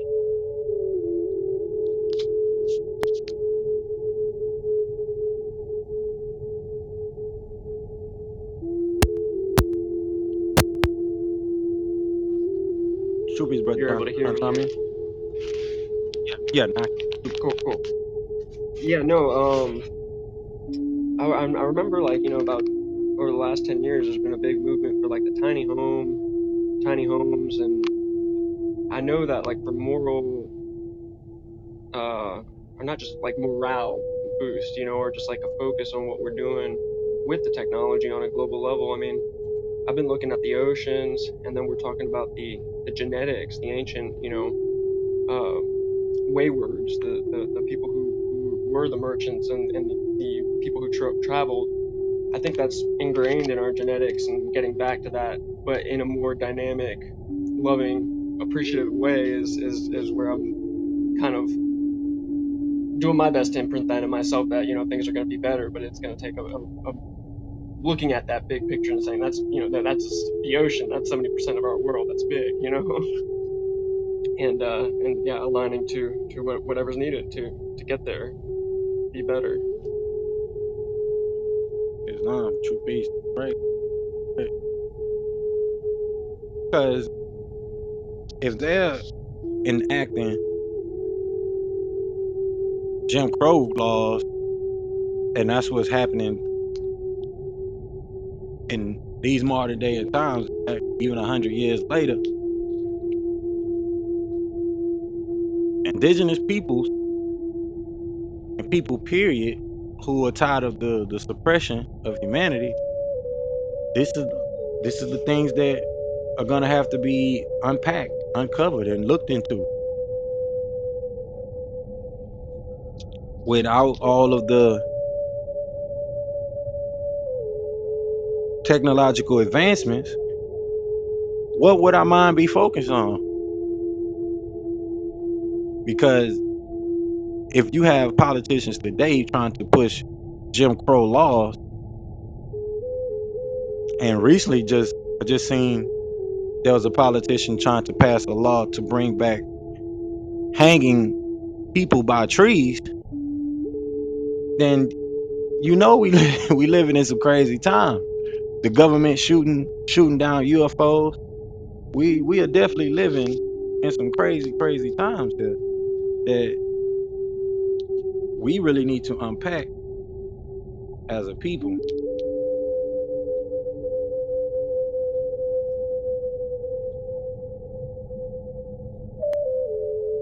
Because looking at the genetics and Jim Crow and all that, like, you got people who are in sports, for the last 50 years, based on genetically, the food that's being eaten, the endurance, and also the breeding. There's people behind the scenes who are wanting to get people together to be able to breed a certain type of entertainer, and after a while, when you got billions of people on the planet, that's that morale boost. What are we doing to really better our own individual lives alongside others? in a way that's respectable to the legalities that have been in place over the last, hundreds of thousands of years. That's right. Right. Right. So we getting into some some crazy times. I did want us to have some dialogue about that particular issue because as you said, we we do have to have that self talk with ourselves. Where do we see ourselves? Where do we see ourselves doing? Some of the things that I asked this past newcomers gathering, because the time has come, as we just read from the prophet in the literature. You want to be ready before you made to get ready. We just read that in the Qur'an tonight, and it repeatedly says the same thing throughout these scriptures. And even without these scriptures, like I mentioned last week, without us living in somebody else's book, do we really see the things that are happening around us? Knowing basic principles of morale, ethic, as we say, what we accept as fact, we know that it's the principles, our moralisms that are fighting against each other, that's really harming the planet. So when are we gonna, like you say, have that self-talk, step back, and really observe, so that way we can create better functioning livelihoods for us across the world and global humanity. So I want to go into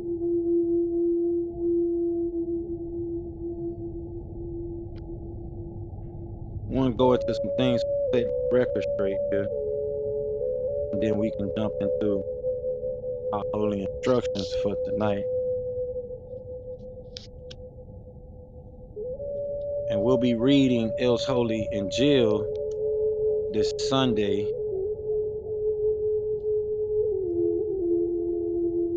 If you want to continue reading with us the book of Revelations and the things that are coming to pass, you can join us on the newcomers gathering, especially for those that are listening to the replays. That is when we'll actually be reading El's Holy Injiyl. On Fridays, we actually read El's Holy Quran and the Circle 7 Holy Quran from the Prophet Zabuwr, because Friday is the day that we are supposed to actually get into the Dhikr, the remembrance, the readings. That is what Friday is all about. It's here for us to come here and gather in the mental reservoir and keep that etherical link strong.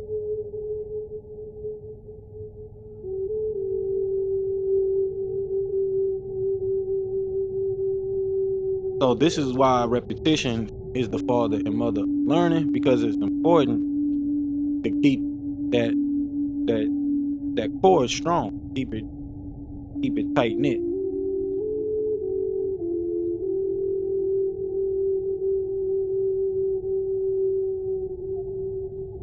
So last week we was reading about the 1543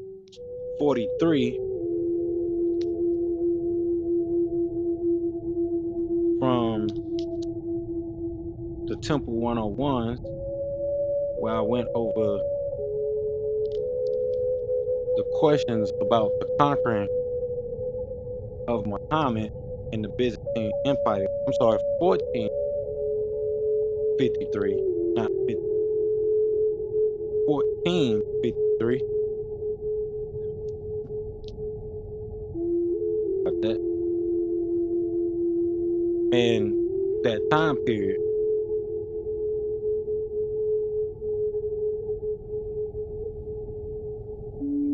And who were the who were the people of Muhammad, or the embodiment of Muhammad at that time, if Muhammad had passed in the 1600s. I'm sorry, in the 600s.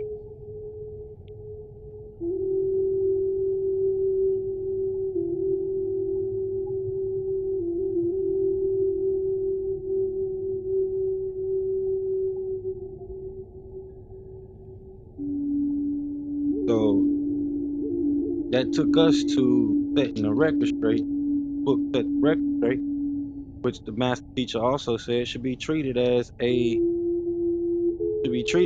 actual scripture as well. So that's how we will be treating it here, because it's setting the record straight, and it's also called the sacred records of the Moors. So why not dive into this particular text as a scripture?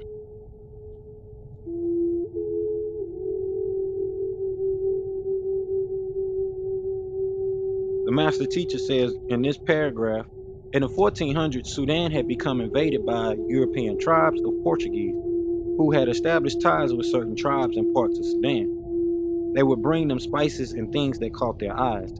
In return for their so-called friendship, they even brought some of these Sudanese to the point where they sold their own brothers. Most of the ones that were sold were the Muslims and the Yoruba tribes, who were mounted on these European ships and taken to a place that was not their own. And so the African kidnapping business was in effect, what is called slavery.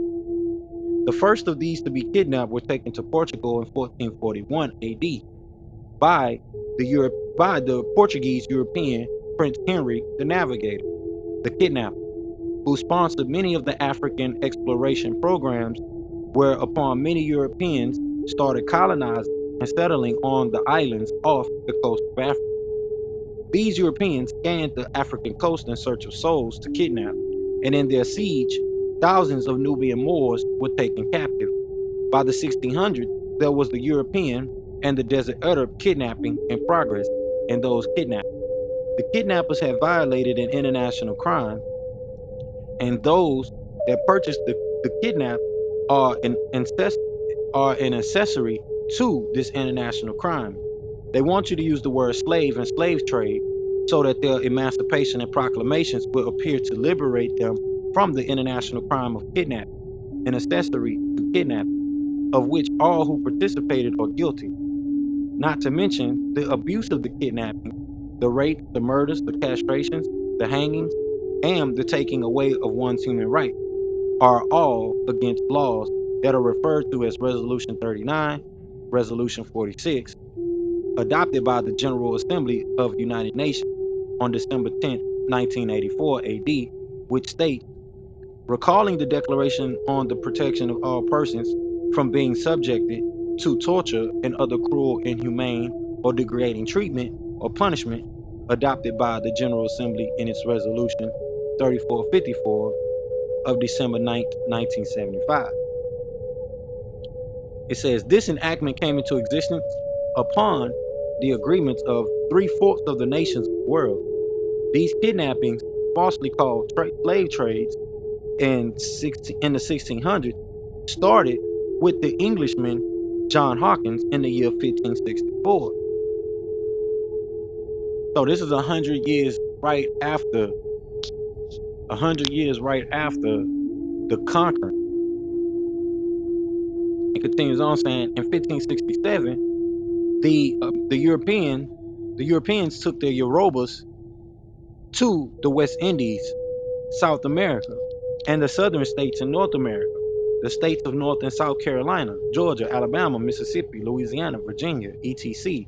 By the 1700s, there was a Moroccan kidnapping of the dark-skinned, woolly-haired Moors who were sold and called slaves, making the purchase accessories after the fact to kidnapping, which is under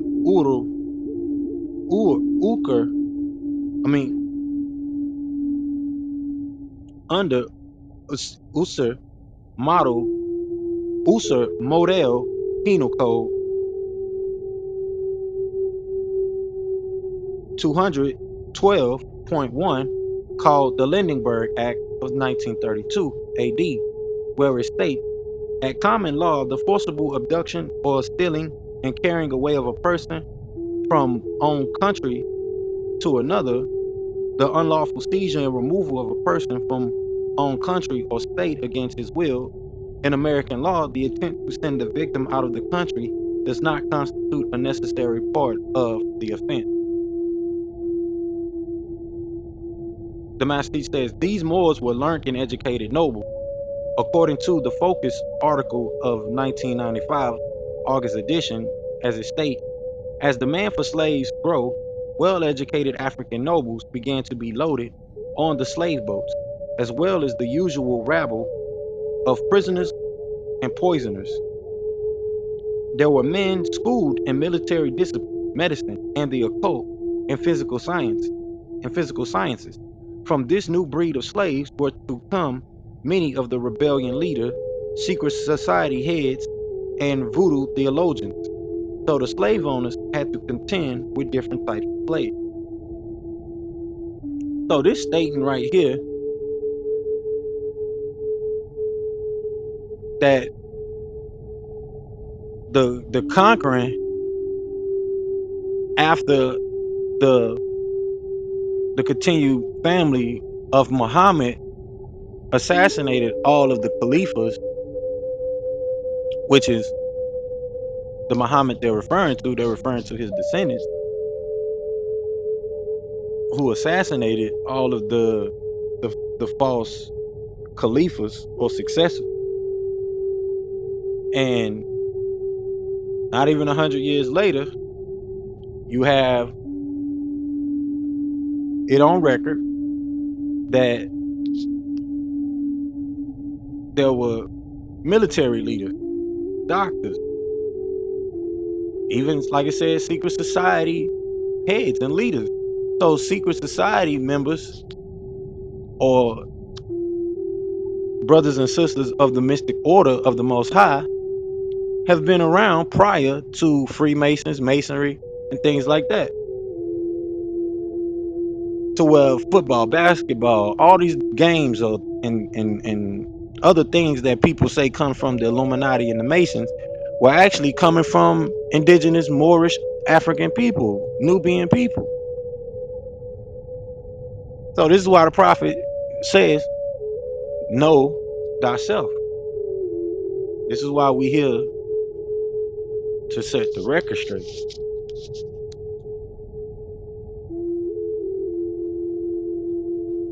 Continuing on, it says, as these persons were kidnapped from Africa, along with them, they brought the Yoruba culture.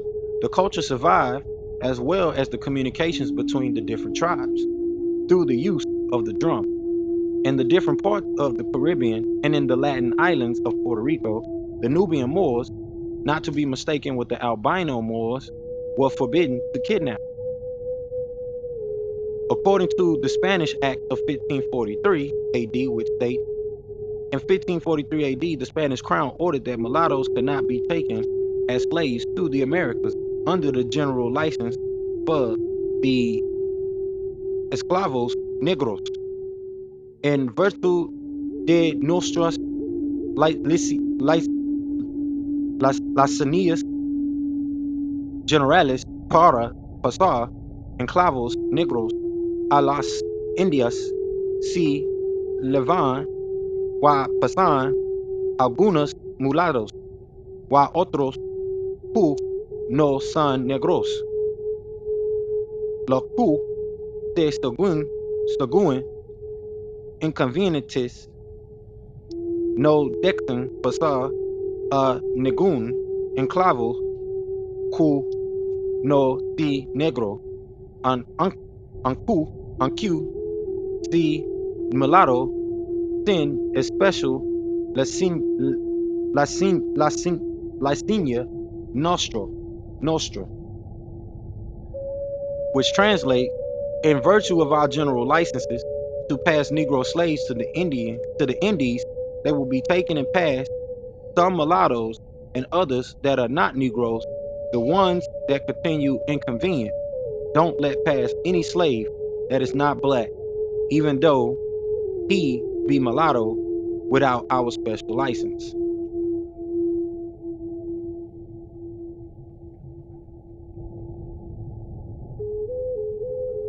So this ties back into the Alhambra decree that we have went over here for the past in the past couple of weeks, which is also a very important read and breakdown.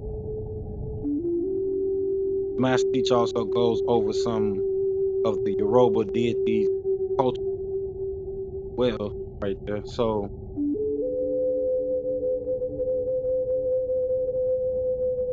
Master Teacher says this Master Teacher says the house slaves would then show the slave masters that the slaves were dead. The slave master would not bother to bury the slaves. He would leave that to the slaves to take care of. However, the slave master would come out to the funeral. The slaves would bury the dead slave in a shallow grave face down with a hole dug to create an air pocket to give them breathing space for a few hours. Oftentimes, they would put hollow twigs at the headstone in the form of a cross so that they can breathe, giving the appearance of a heap of dirt with a cross made from bamboo, which can be hollowed out. This apparent death examination, which will result in the appearance of no pulse because the drug reduces the pulse circulation, gave the slave master the impression that the slave had a fight among themselves. So the drug that they're talking about is one of the voodoo rituals that the the person that was pretending to be dead, or the slave that was pretending to be dead, went. So this is where your Machiavellianism comes from, and certain things that people say, far as in the conspiracy theory of a lot of people that fake their death. This is the ritual that they're participating.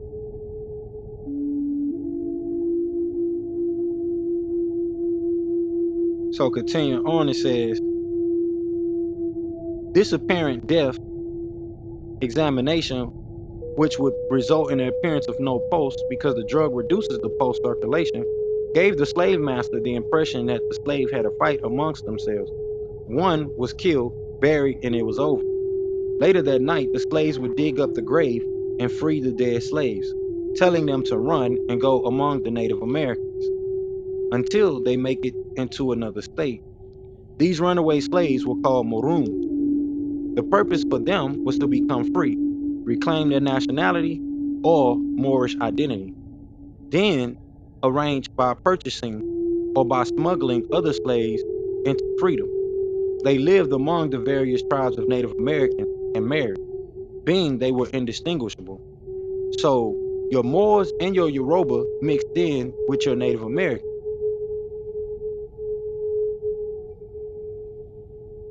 So this is the master teacher showing that the Moors mixed in with the so-called Native Americans, and even the Africans, or who they would call Yoruba, mixed in with the Native Americans here, who were still considered Moors.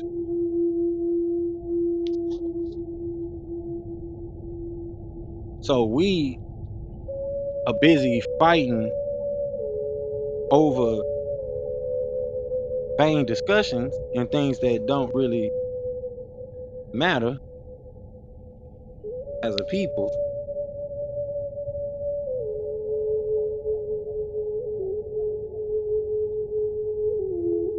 today, when that doesn't really help us get through the stages of growth that we need to reach people.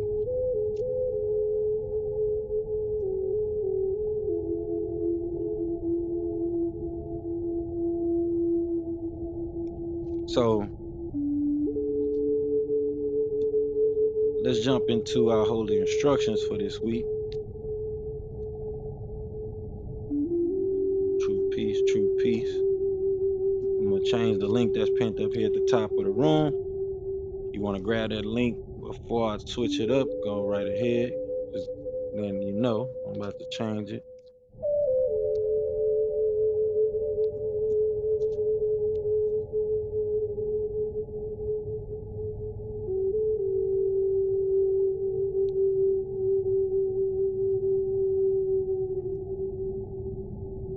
right, y'all. So we're gonna jump into our holy instructions joining the temple. We read over some things. This is why it's important for people globally to understand the movement of the Moors. So when you're saying Moors, you're just saying African people. You're saying melanated indigenous people all over the world. Doesn't matter if it's Africa or not. So tonight we went over our civic virtues, which is the education and the study of theoretical, political, and the practical aspects of our citizenship, as well as its rights and its duties. We touched on a bit of the civil law and the civil code, which we'll reiterate here this Sunday. So you want to come back Sunday for newcomers gathering. And our civic engagement, we went into depth about that tonight as well.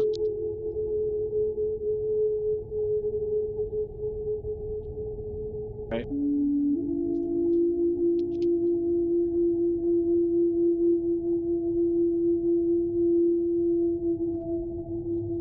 So let's jump into these holy instructions and join the temple. As you know, Friday is the holy day. O ye who know. When the call is proclaimed to supplication on Friday, the day of assembly, hasten earnestly to the remembrance of the Heavenly Father and Divine Mother, and leave off business and traffic. That is best for you if you but knew. And when prayer is finished, then may ye disperse through the land and seek the bounty of God, and celebrate the praises of God of 10 and without stint, that ye may prosper.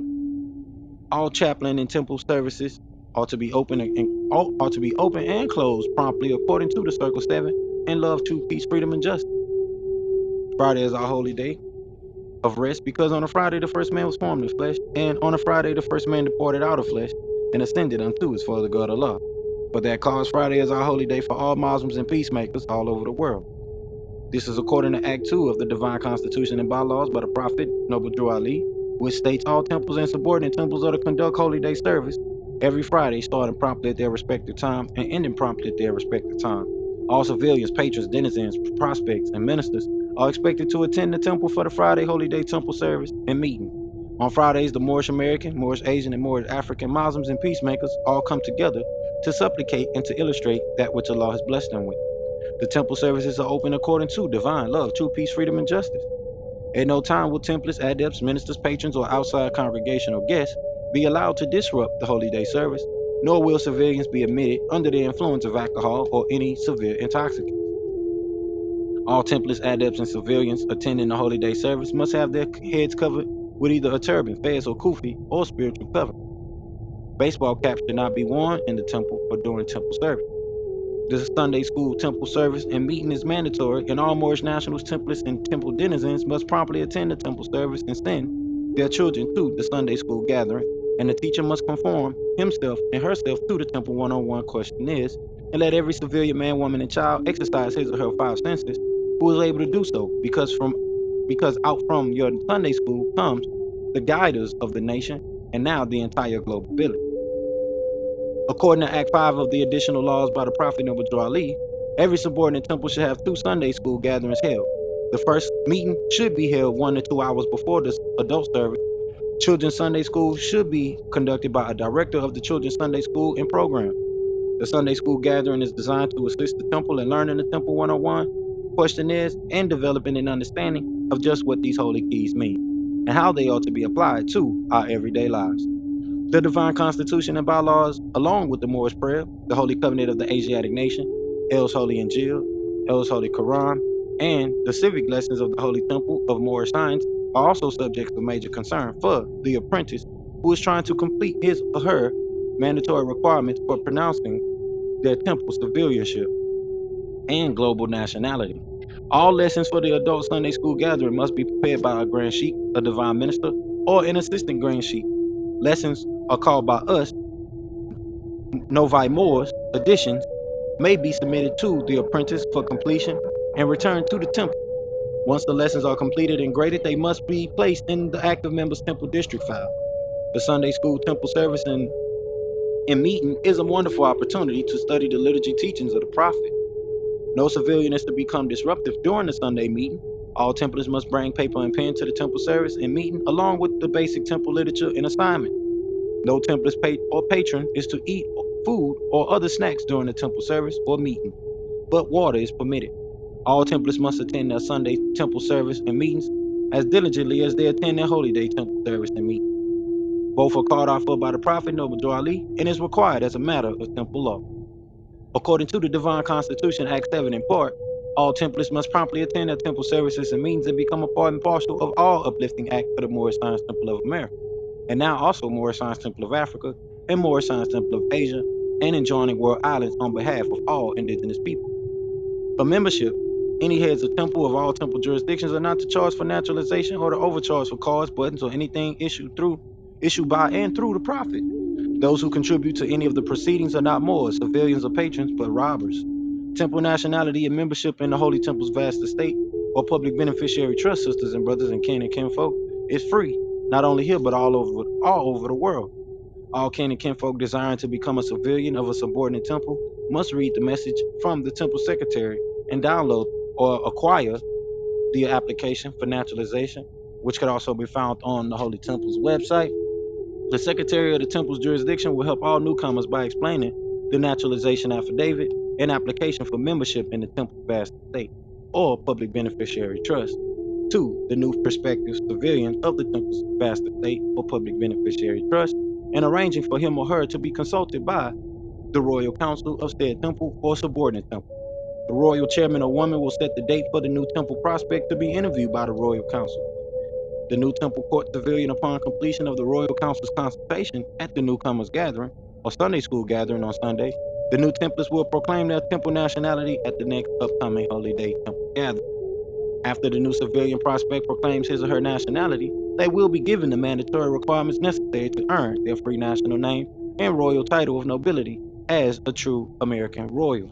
These requirements are as follows, and in accordance with Chapter 47 of the Moorish Circle 7 Holy Qur'an, called Egypt the capital dominion of the Empire of Africa, the Moorish Prayer, Chapter 25 of the Moorish Qur'an, called the Holy Covenant of the Asiatic Nation, including the one-on-one questionnaires, the one-on-one temple questions for Moorish Americans, Asians, and Africans, the Divine Constitution and bylaws, the additional laws, and the precepts, statutes, and ordinances from El's Holy Torah, El's Holy Injiyl, and El's Holy Qur'an, and our family guide, as well as the Holy Tablet, through our Civics 101 course in our Global Interdependent School District and Sacred Halls of Learning, which we call New University, for everyone of the Global Village. Once a new civilian or Templars has learned these additions or lessons verbatim or to the best of their ability, he or she will be interviewed by the Temple's Royal Council as the chaplaincy to determine if the new civilian is qualified to represent himself or herself as a faithful Moorish American, Moorish African, and Moorish Asian, Muslim, or any indigenous peacemaker, and communicated to the ignorant for their instructions, and communicated to the wise for thine own improvement. Once the new civilian or Templars has cleared the mandatory requirements with the Royal Council, he or she will be naturalized by the Grand Sheik and Divine Minister of said subordinate temple. True peace, true peace. So it's not a paperwork process. It's literally a nationality ceremony that you have to go through. It has nothing to do with putting some paperwork on record. That has nothing to do with the ritualization of becoming a new being and establishing yourself in a community body in a theocratic jurisdiction in the royal audience, patron of that theocratic jurisdiction. Total two different things.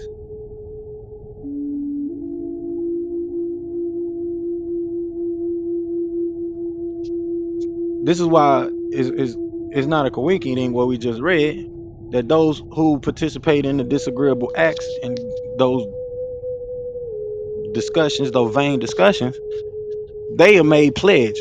But what you're doing is you're pledging yourself to Subhanahu wa Ta'ala, to the source.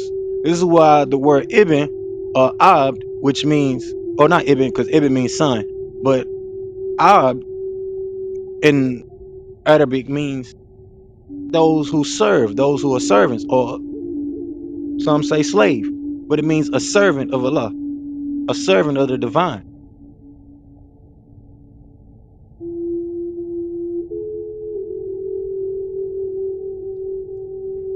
So let's jump into the proclamation and nationality procedure, which is called a shahada.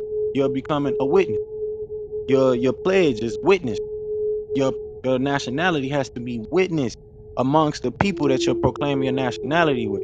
Not somebody you go put this thing on record. It has to be a body, a royal council, a royal court of people to speak for you and up for you on your behalf.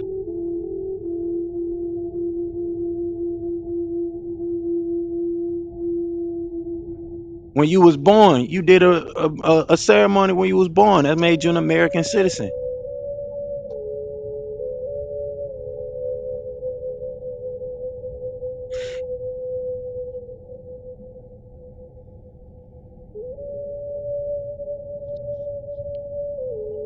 You can be American by demographic, but being an American citizen, you go through that ceremony.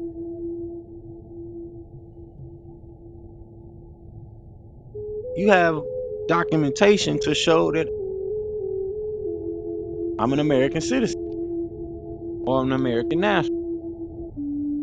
So the proclamation of nationality, procedure, and pronunciation of one's nationality will be held on holy day for all civilians, denizens, Templars, peacemakers, or Muslims all over the world. During the ceremony, the new civilian and Templars will be ordained in El Bay or Day and given his or her royal peerage title of Kin, Honorable, Lady, Noble, Nin, Naya, Prince, or Princess by a Grand Sheik and or Divine Minister, and also receive his or her nationality card and button from the Divine Minister of the Grand Major Temple. Upon conclusion of the nationality proclamation, the Grand Sheik and Divine Minister will have the civilian, Templars, and Temple prospect stand while he or she reads the authority of the Moorish Science Temple of America.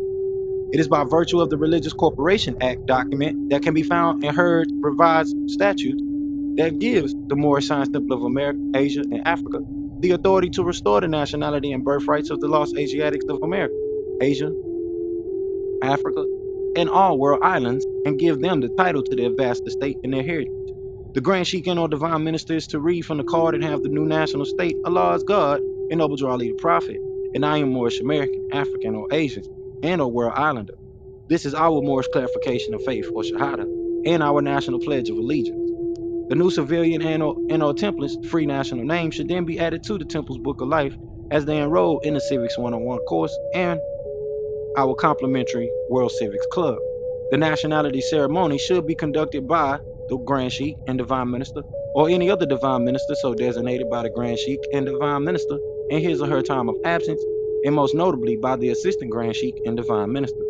The nationality card and naturalization application must be signed bearing the name and title of the Grand Sheik or Divine Minister who issued the application and card, and the date of its issuance.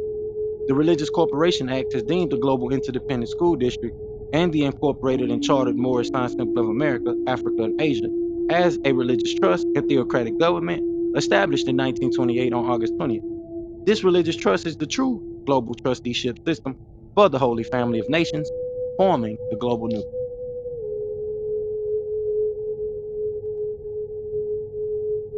True peace. So it's really a simple process. You have a lot of these people that get introduced to the divine and national movement, but don't know how to go about becoming naturalized and joining in the temple. You have to be witnessed. So we go everywhere for putting our sovereignty on the record. You're born sovereign, you're born free.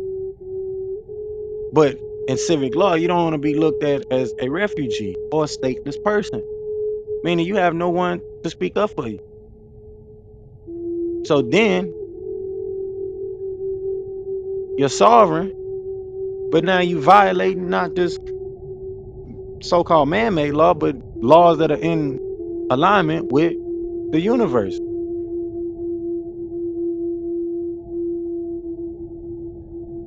Natural law. That's natural law for you to be social,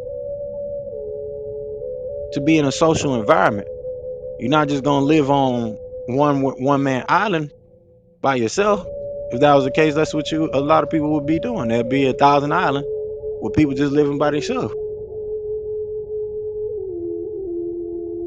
Naturally, we are a social body of people.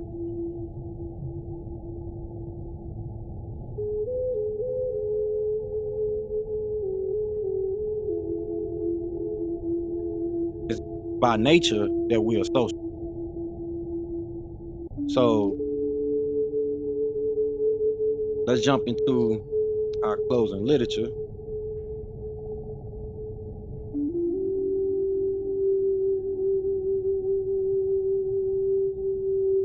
Let's dive into the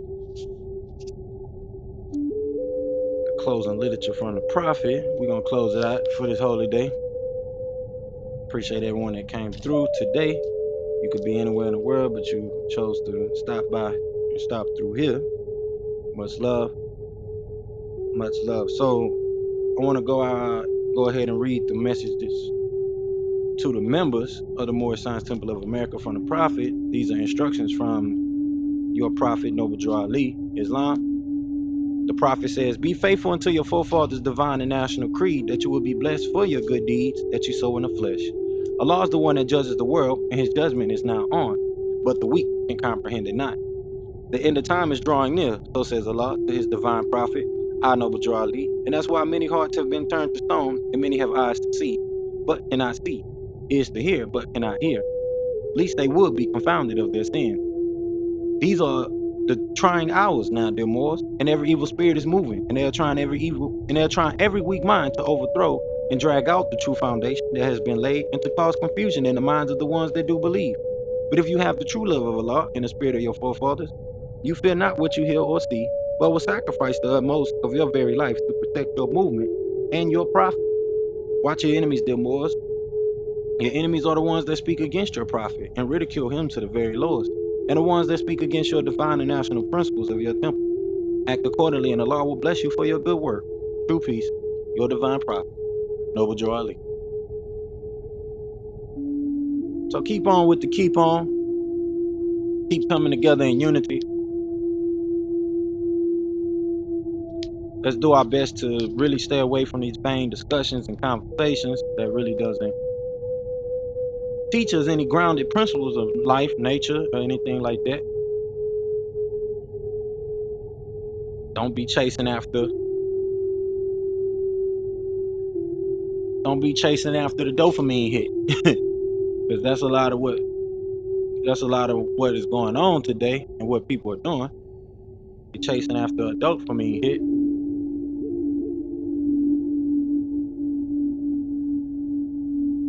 They're addicted to excitement, not true wisdom.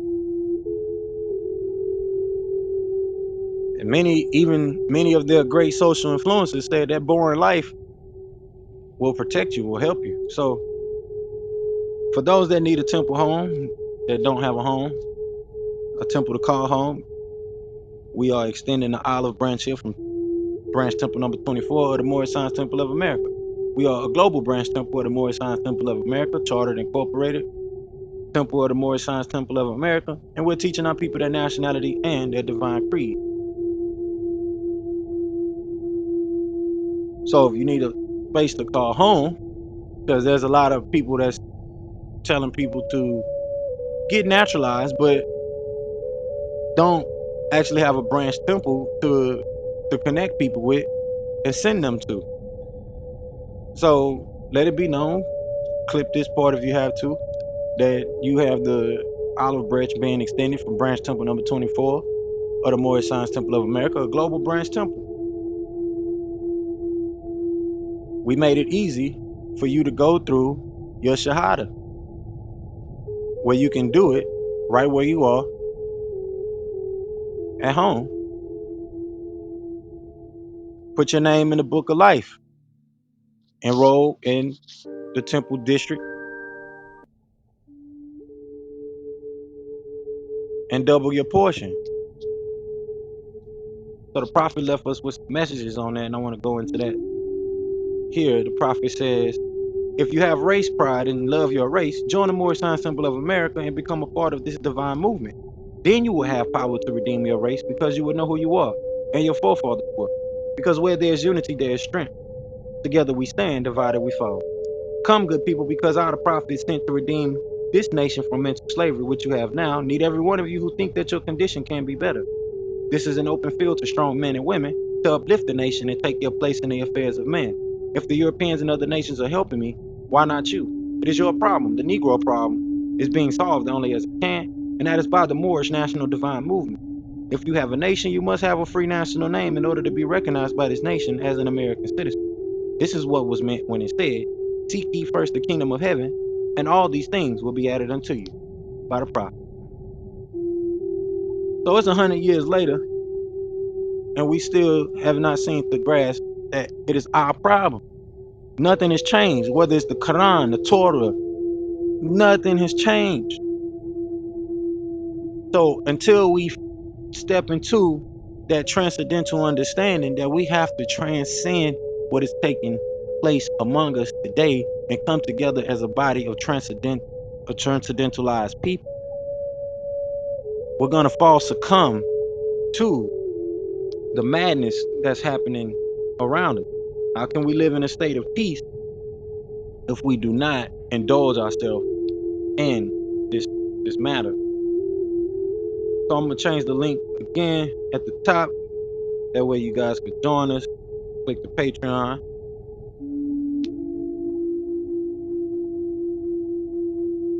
As patrons of the royal audience for this particular temple, and it's put on record. I made it as simple as possible for us to do such. And also, if we decide to, we can build up enough here, which we'll be doing very, very, very soon as we continue to put out content and put in the work, like the prophet just stated. You'll be blessed. So that's where our focus is at. It doesn't matter if it's 2 people, 3 people here, 4 people here. We're gonna be here, and we're gonna get the work done. And it's way less than a coffee to be here in the royal audience.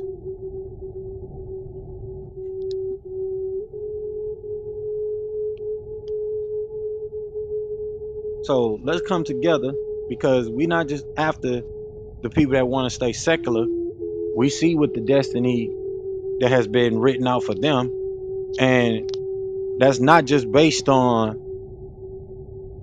man's opinion. This is based on downloads through the divine and knowing the divine law. What is to happen if you continue to stay stuck on secular things that have nothing to do with the soul of man? And we can verify that in the Holy Qur'an 37.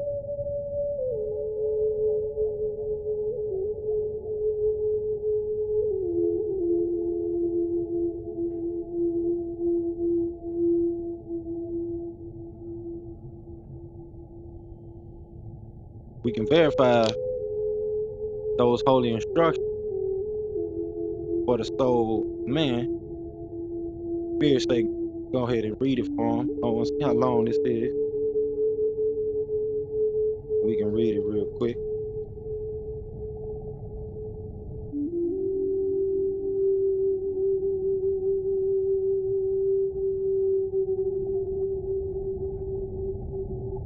Right, so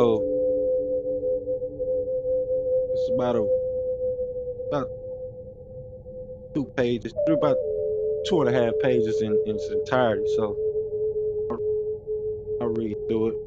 Got some time. So the prophet, not the prophet, but the chapter reads, the blessing, O man, of thy external part is health, vigor, and proportion. The greatest of these is health. What is health to the body? Even that is honesty to the soul. That thou hast a soul is of all knowledge the most certain of all truth, the most plain unto thee. Be meek, be grateful for it. Seek not to know it perfectly. It is inscrutable. It is inscrutable. Thinking, understanding, reasoning, willing. Call not these the soul. They are its actions, but they are not its essence. Raise it not too high, that thou not be despised.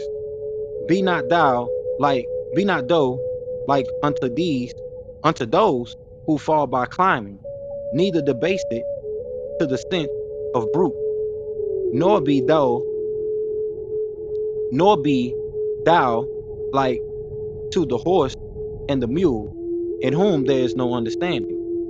Search it by its faculty, know it by its virtue. They are more in number than the hairs of thy head. The stars of heaven are not to be counted with them. Think not with Arabia, the one soul is parted among all men.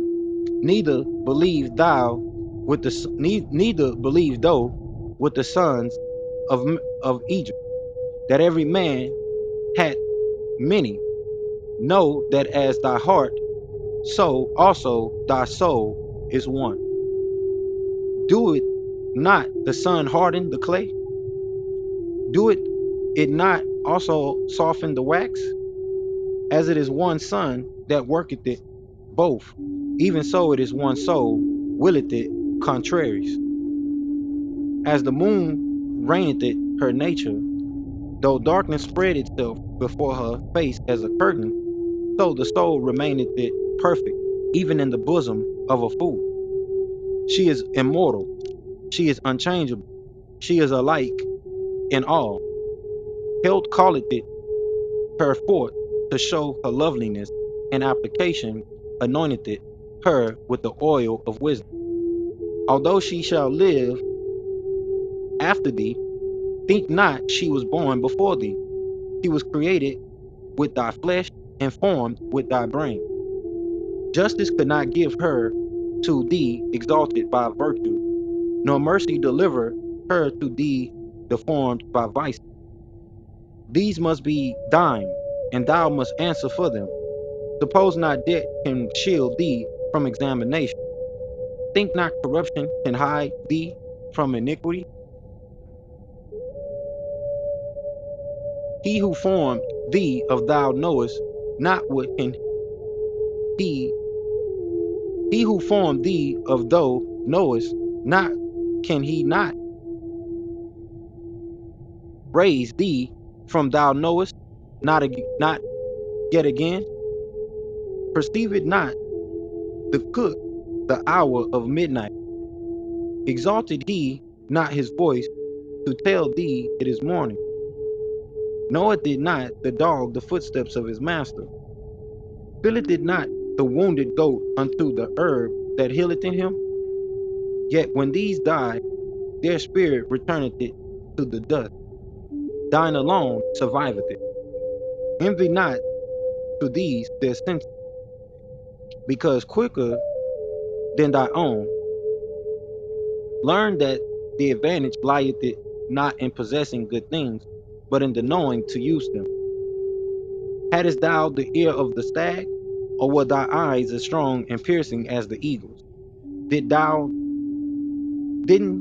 thou equal the hound in smell, or could the ape resign to thee his taste, or could the tortoise her feelings? Yet without reason, what would thy avail be? Perish not all these like their kindred? Had any one of them the gift of speech? Can any say unto thee, therefore did I do? The lips of the wise are as of the doors of a cabinet. No sooner are they opened, but treasures are poured out before thee. Like unto trees of gold arranged in beds of silver are wise sentences uttered in due season. Canst thou think too greatly of thy soul? Or can too much be said in its praise? It is the image of him who gave it. Remember thou, it is dignity forever. Forget not how great a talent is committed to thy charge. Whatsoever may do good may also do harm. Beware that thou directs its course to virtue. Think not that thou canst lose her in a crowd. Suppose not that thou canst bury her in thy closet. Action is her delight, and she will not be withheld from it. Her motion is perpetual, her attempts are universal, her agility is not to be suppressed. It is at the uttermost parts of the earth, she will have it. It is beyond the regions of the stars, yet will her eyes discover it. Inquiry is her delight, as one who traverseth the burning sand in search of water, so is the soul that thirsteth it after knowledge. Guard her, for she is rash. Restrain her, for she is irregular. Correct her, for she is outrageous. More supple is she than water, more flexible than wax, more yielding than air.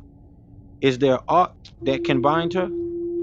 As a sword in the hand of a madman, even so is the soul to him who wanteth it discretion. The end of her search is truth. Her means to discover it are reason and experience. But are not these weak, uncertain, and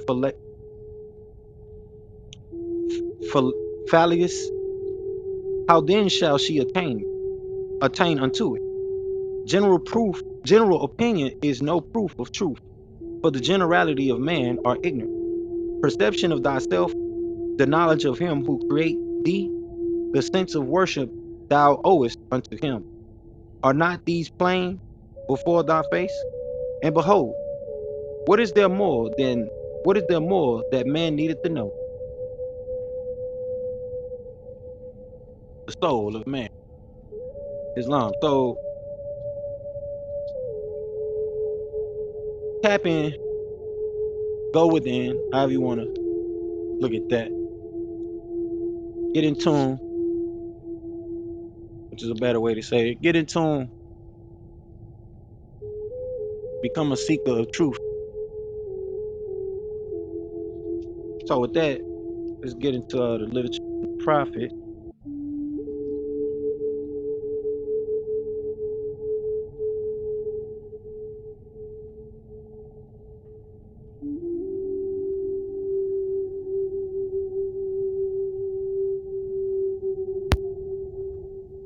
Way, the keeping things clean. You can't keep it clean all the time, but you can do your best, and that'll clear up a lot of mental mess. That's something I'm always working That's on. right. That's right. That's right. Do your best. We can do more than our best, but long as we do our best. That's right. That's right. True P. Peace.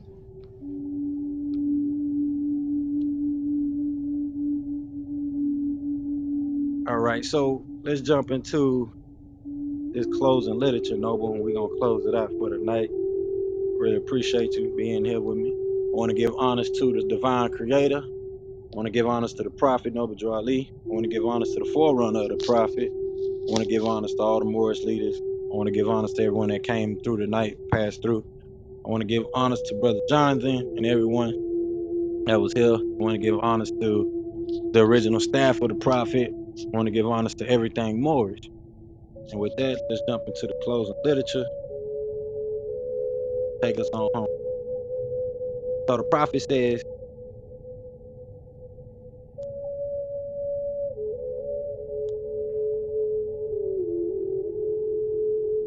I hereby inform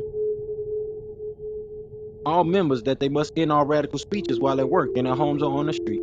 We are for peace and not destruction. Stop flashing your card to Europeans. It causes confusion. Remember, your card is for your salvation. Failure to obey these orders will be a severe consequence. We are for love, true peace, freedom, and justice. And when these principles are violated, justice must then take its course. Any member or group of members who hold malicious feelings toward the temple or the prophet or violate the divine covenant of the Moorish movement will receive their reward from Allah for their unjust deeds. All true Moors will and must obey the law as laid down to them by their prophet. If they lose confidence in their prophet, they should turn in their card and button, cease wearing their turban and fez, and return to the state where I, the prophet, found you. This is a holy and divine movement founded by the prophet Noble Drew Ali, and if the prophet is not right, the temple is not right. The prophet, therefore, is sending out the divine plea to all Moorish Americans that they do their part in protecting that prophet and the temple. This is an everlasting movement founded by the prophet through the will of Allah to redeem his people from their sinful ways. True peace. Noble Drew Ali. All right. So let's get into this last message. Prophet. Close it out with the prayer, y'all. And I will be putting this up on YouTube here in a second. For those that'll be listening from YouTube, much love. I want to give honor to y'all as well.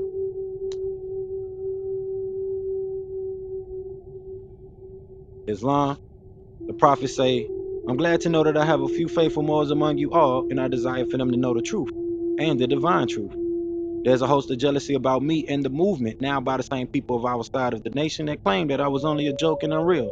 But now, since they have found out from the government officials and the nations of the earth that this is the only sole foundation that all Asiatics must depend upon for their earthly salvation as American citizens, they're working every scheme that they can to disqualify me so they may take charge of the situation. I have notified all these things to you long ago in the past. It is through the faithful Moors that attribute to the movement and uplifting funds. The ones that paid their divine respect to me and the movement will be remembered. That is why I'm calling upon all faithful Moors to increase their faithfulness to me, your prophet, and your divine Moorish movement. I need finance, and I need it badly. Never before have I needed finance so badly as I do at present, so I can shove aside the discord that is facing the nation. It all comes through jealousy because of my fame and nobility. The nations of the world would not recognize the movement without me, the prophet, being head. It has been proven by my works, which I have performed in the past few years. Prophet Noble Drew Ali, Islam, true peace, Shalom.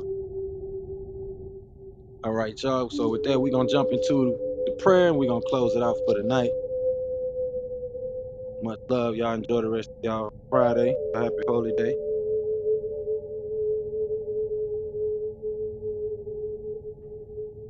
Y'all could be anywhere in the world, but y'all are here with me. Place to be. So let's do this. Y'all know how it go. 2 fingers up, 5 fingers up. Feet at a 45-degree angle, facing the east. Allah, the Father of the universe, the Father of love, truth, peace, freedom, and justice. Allah is my protector, my guide, and my salvation, by night and by day, through His holy prophet, Noble Drew Ali. Amen. Islam, y'all, true peace. We know who's the greatest. Allah is the greatest.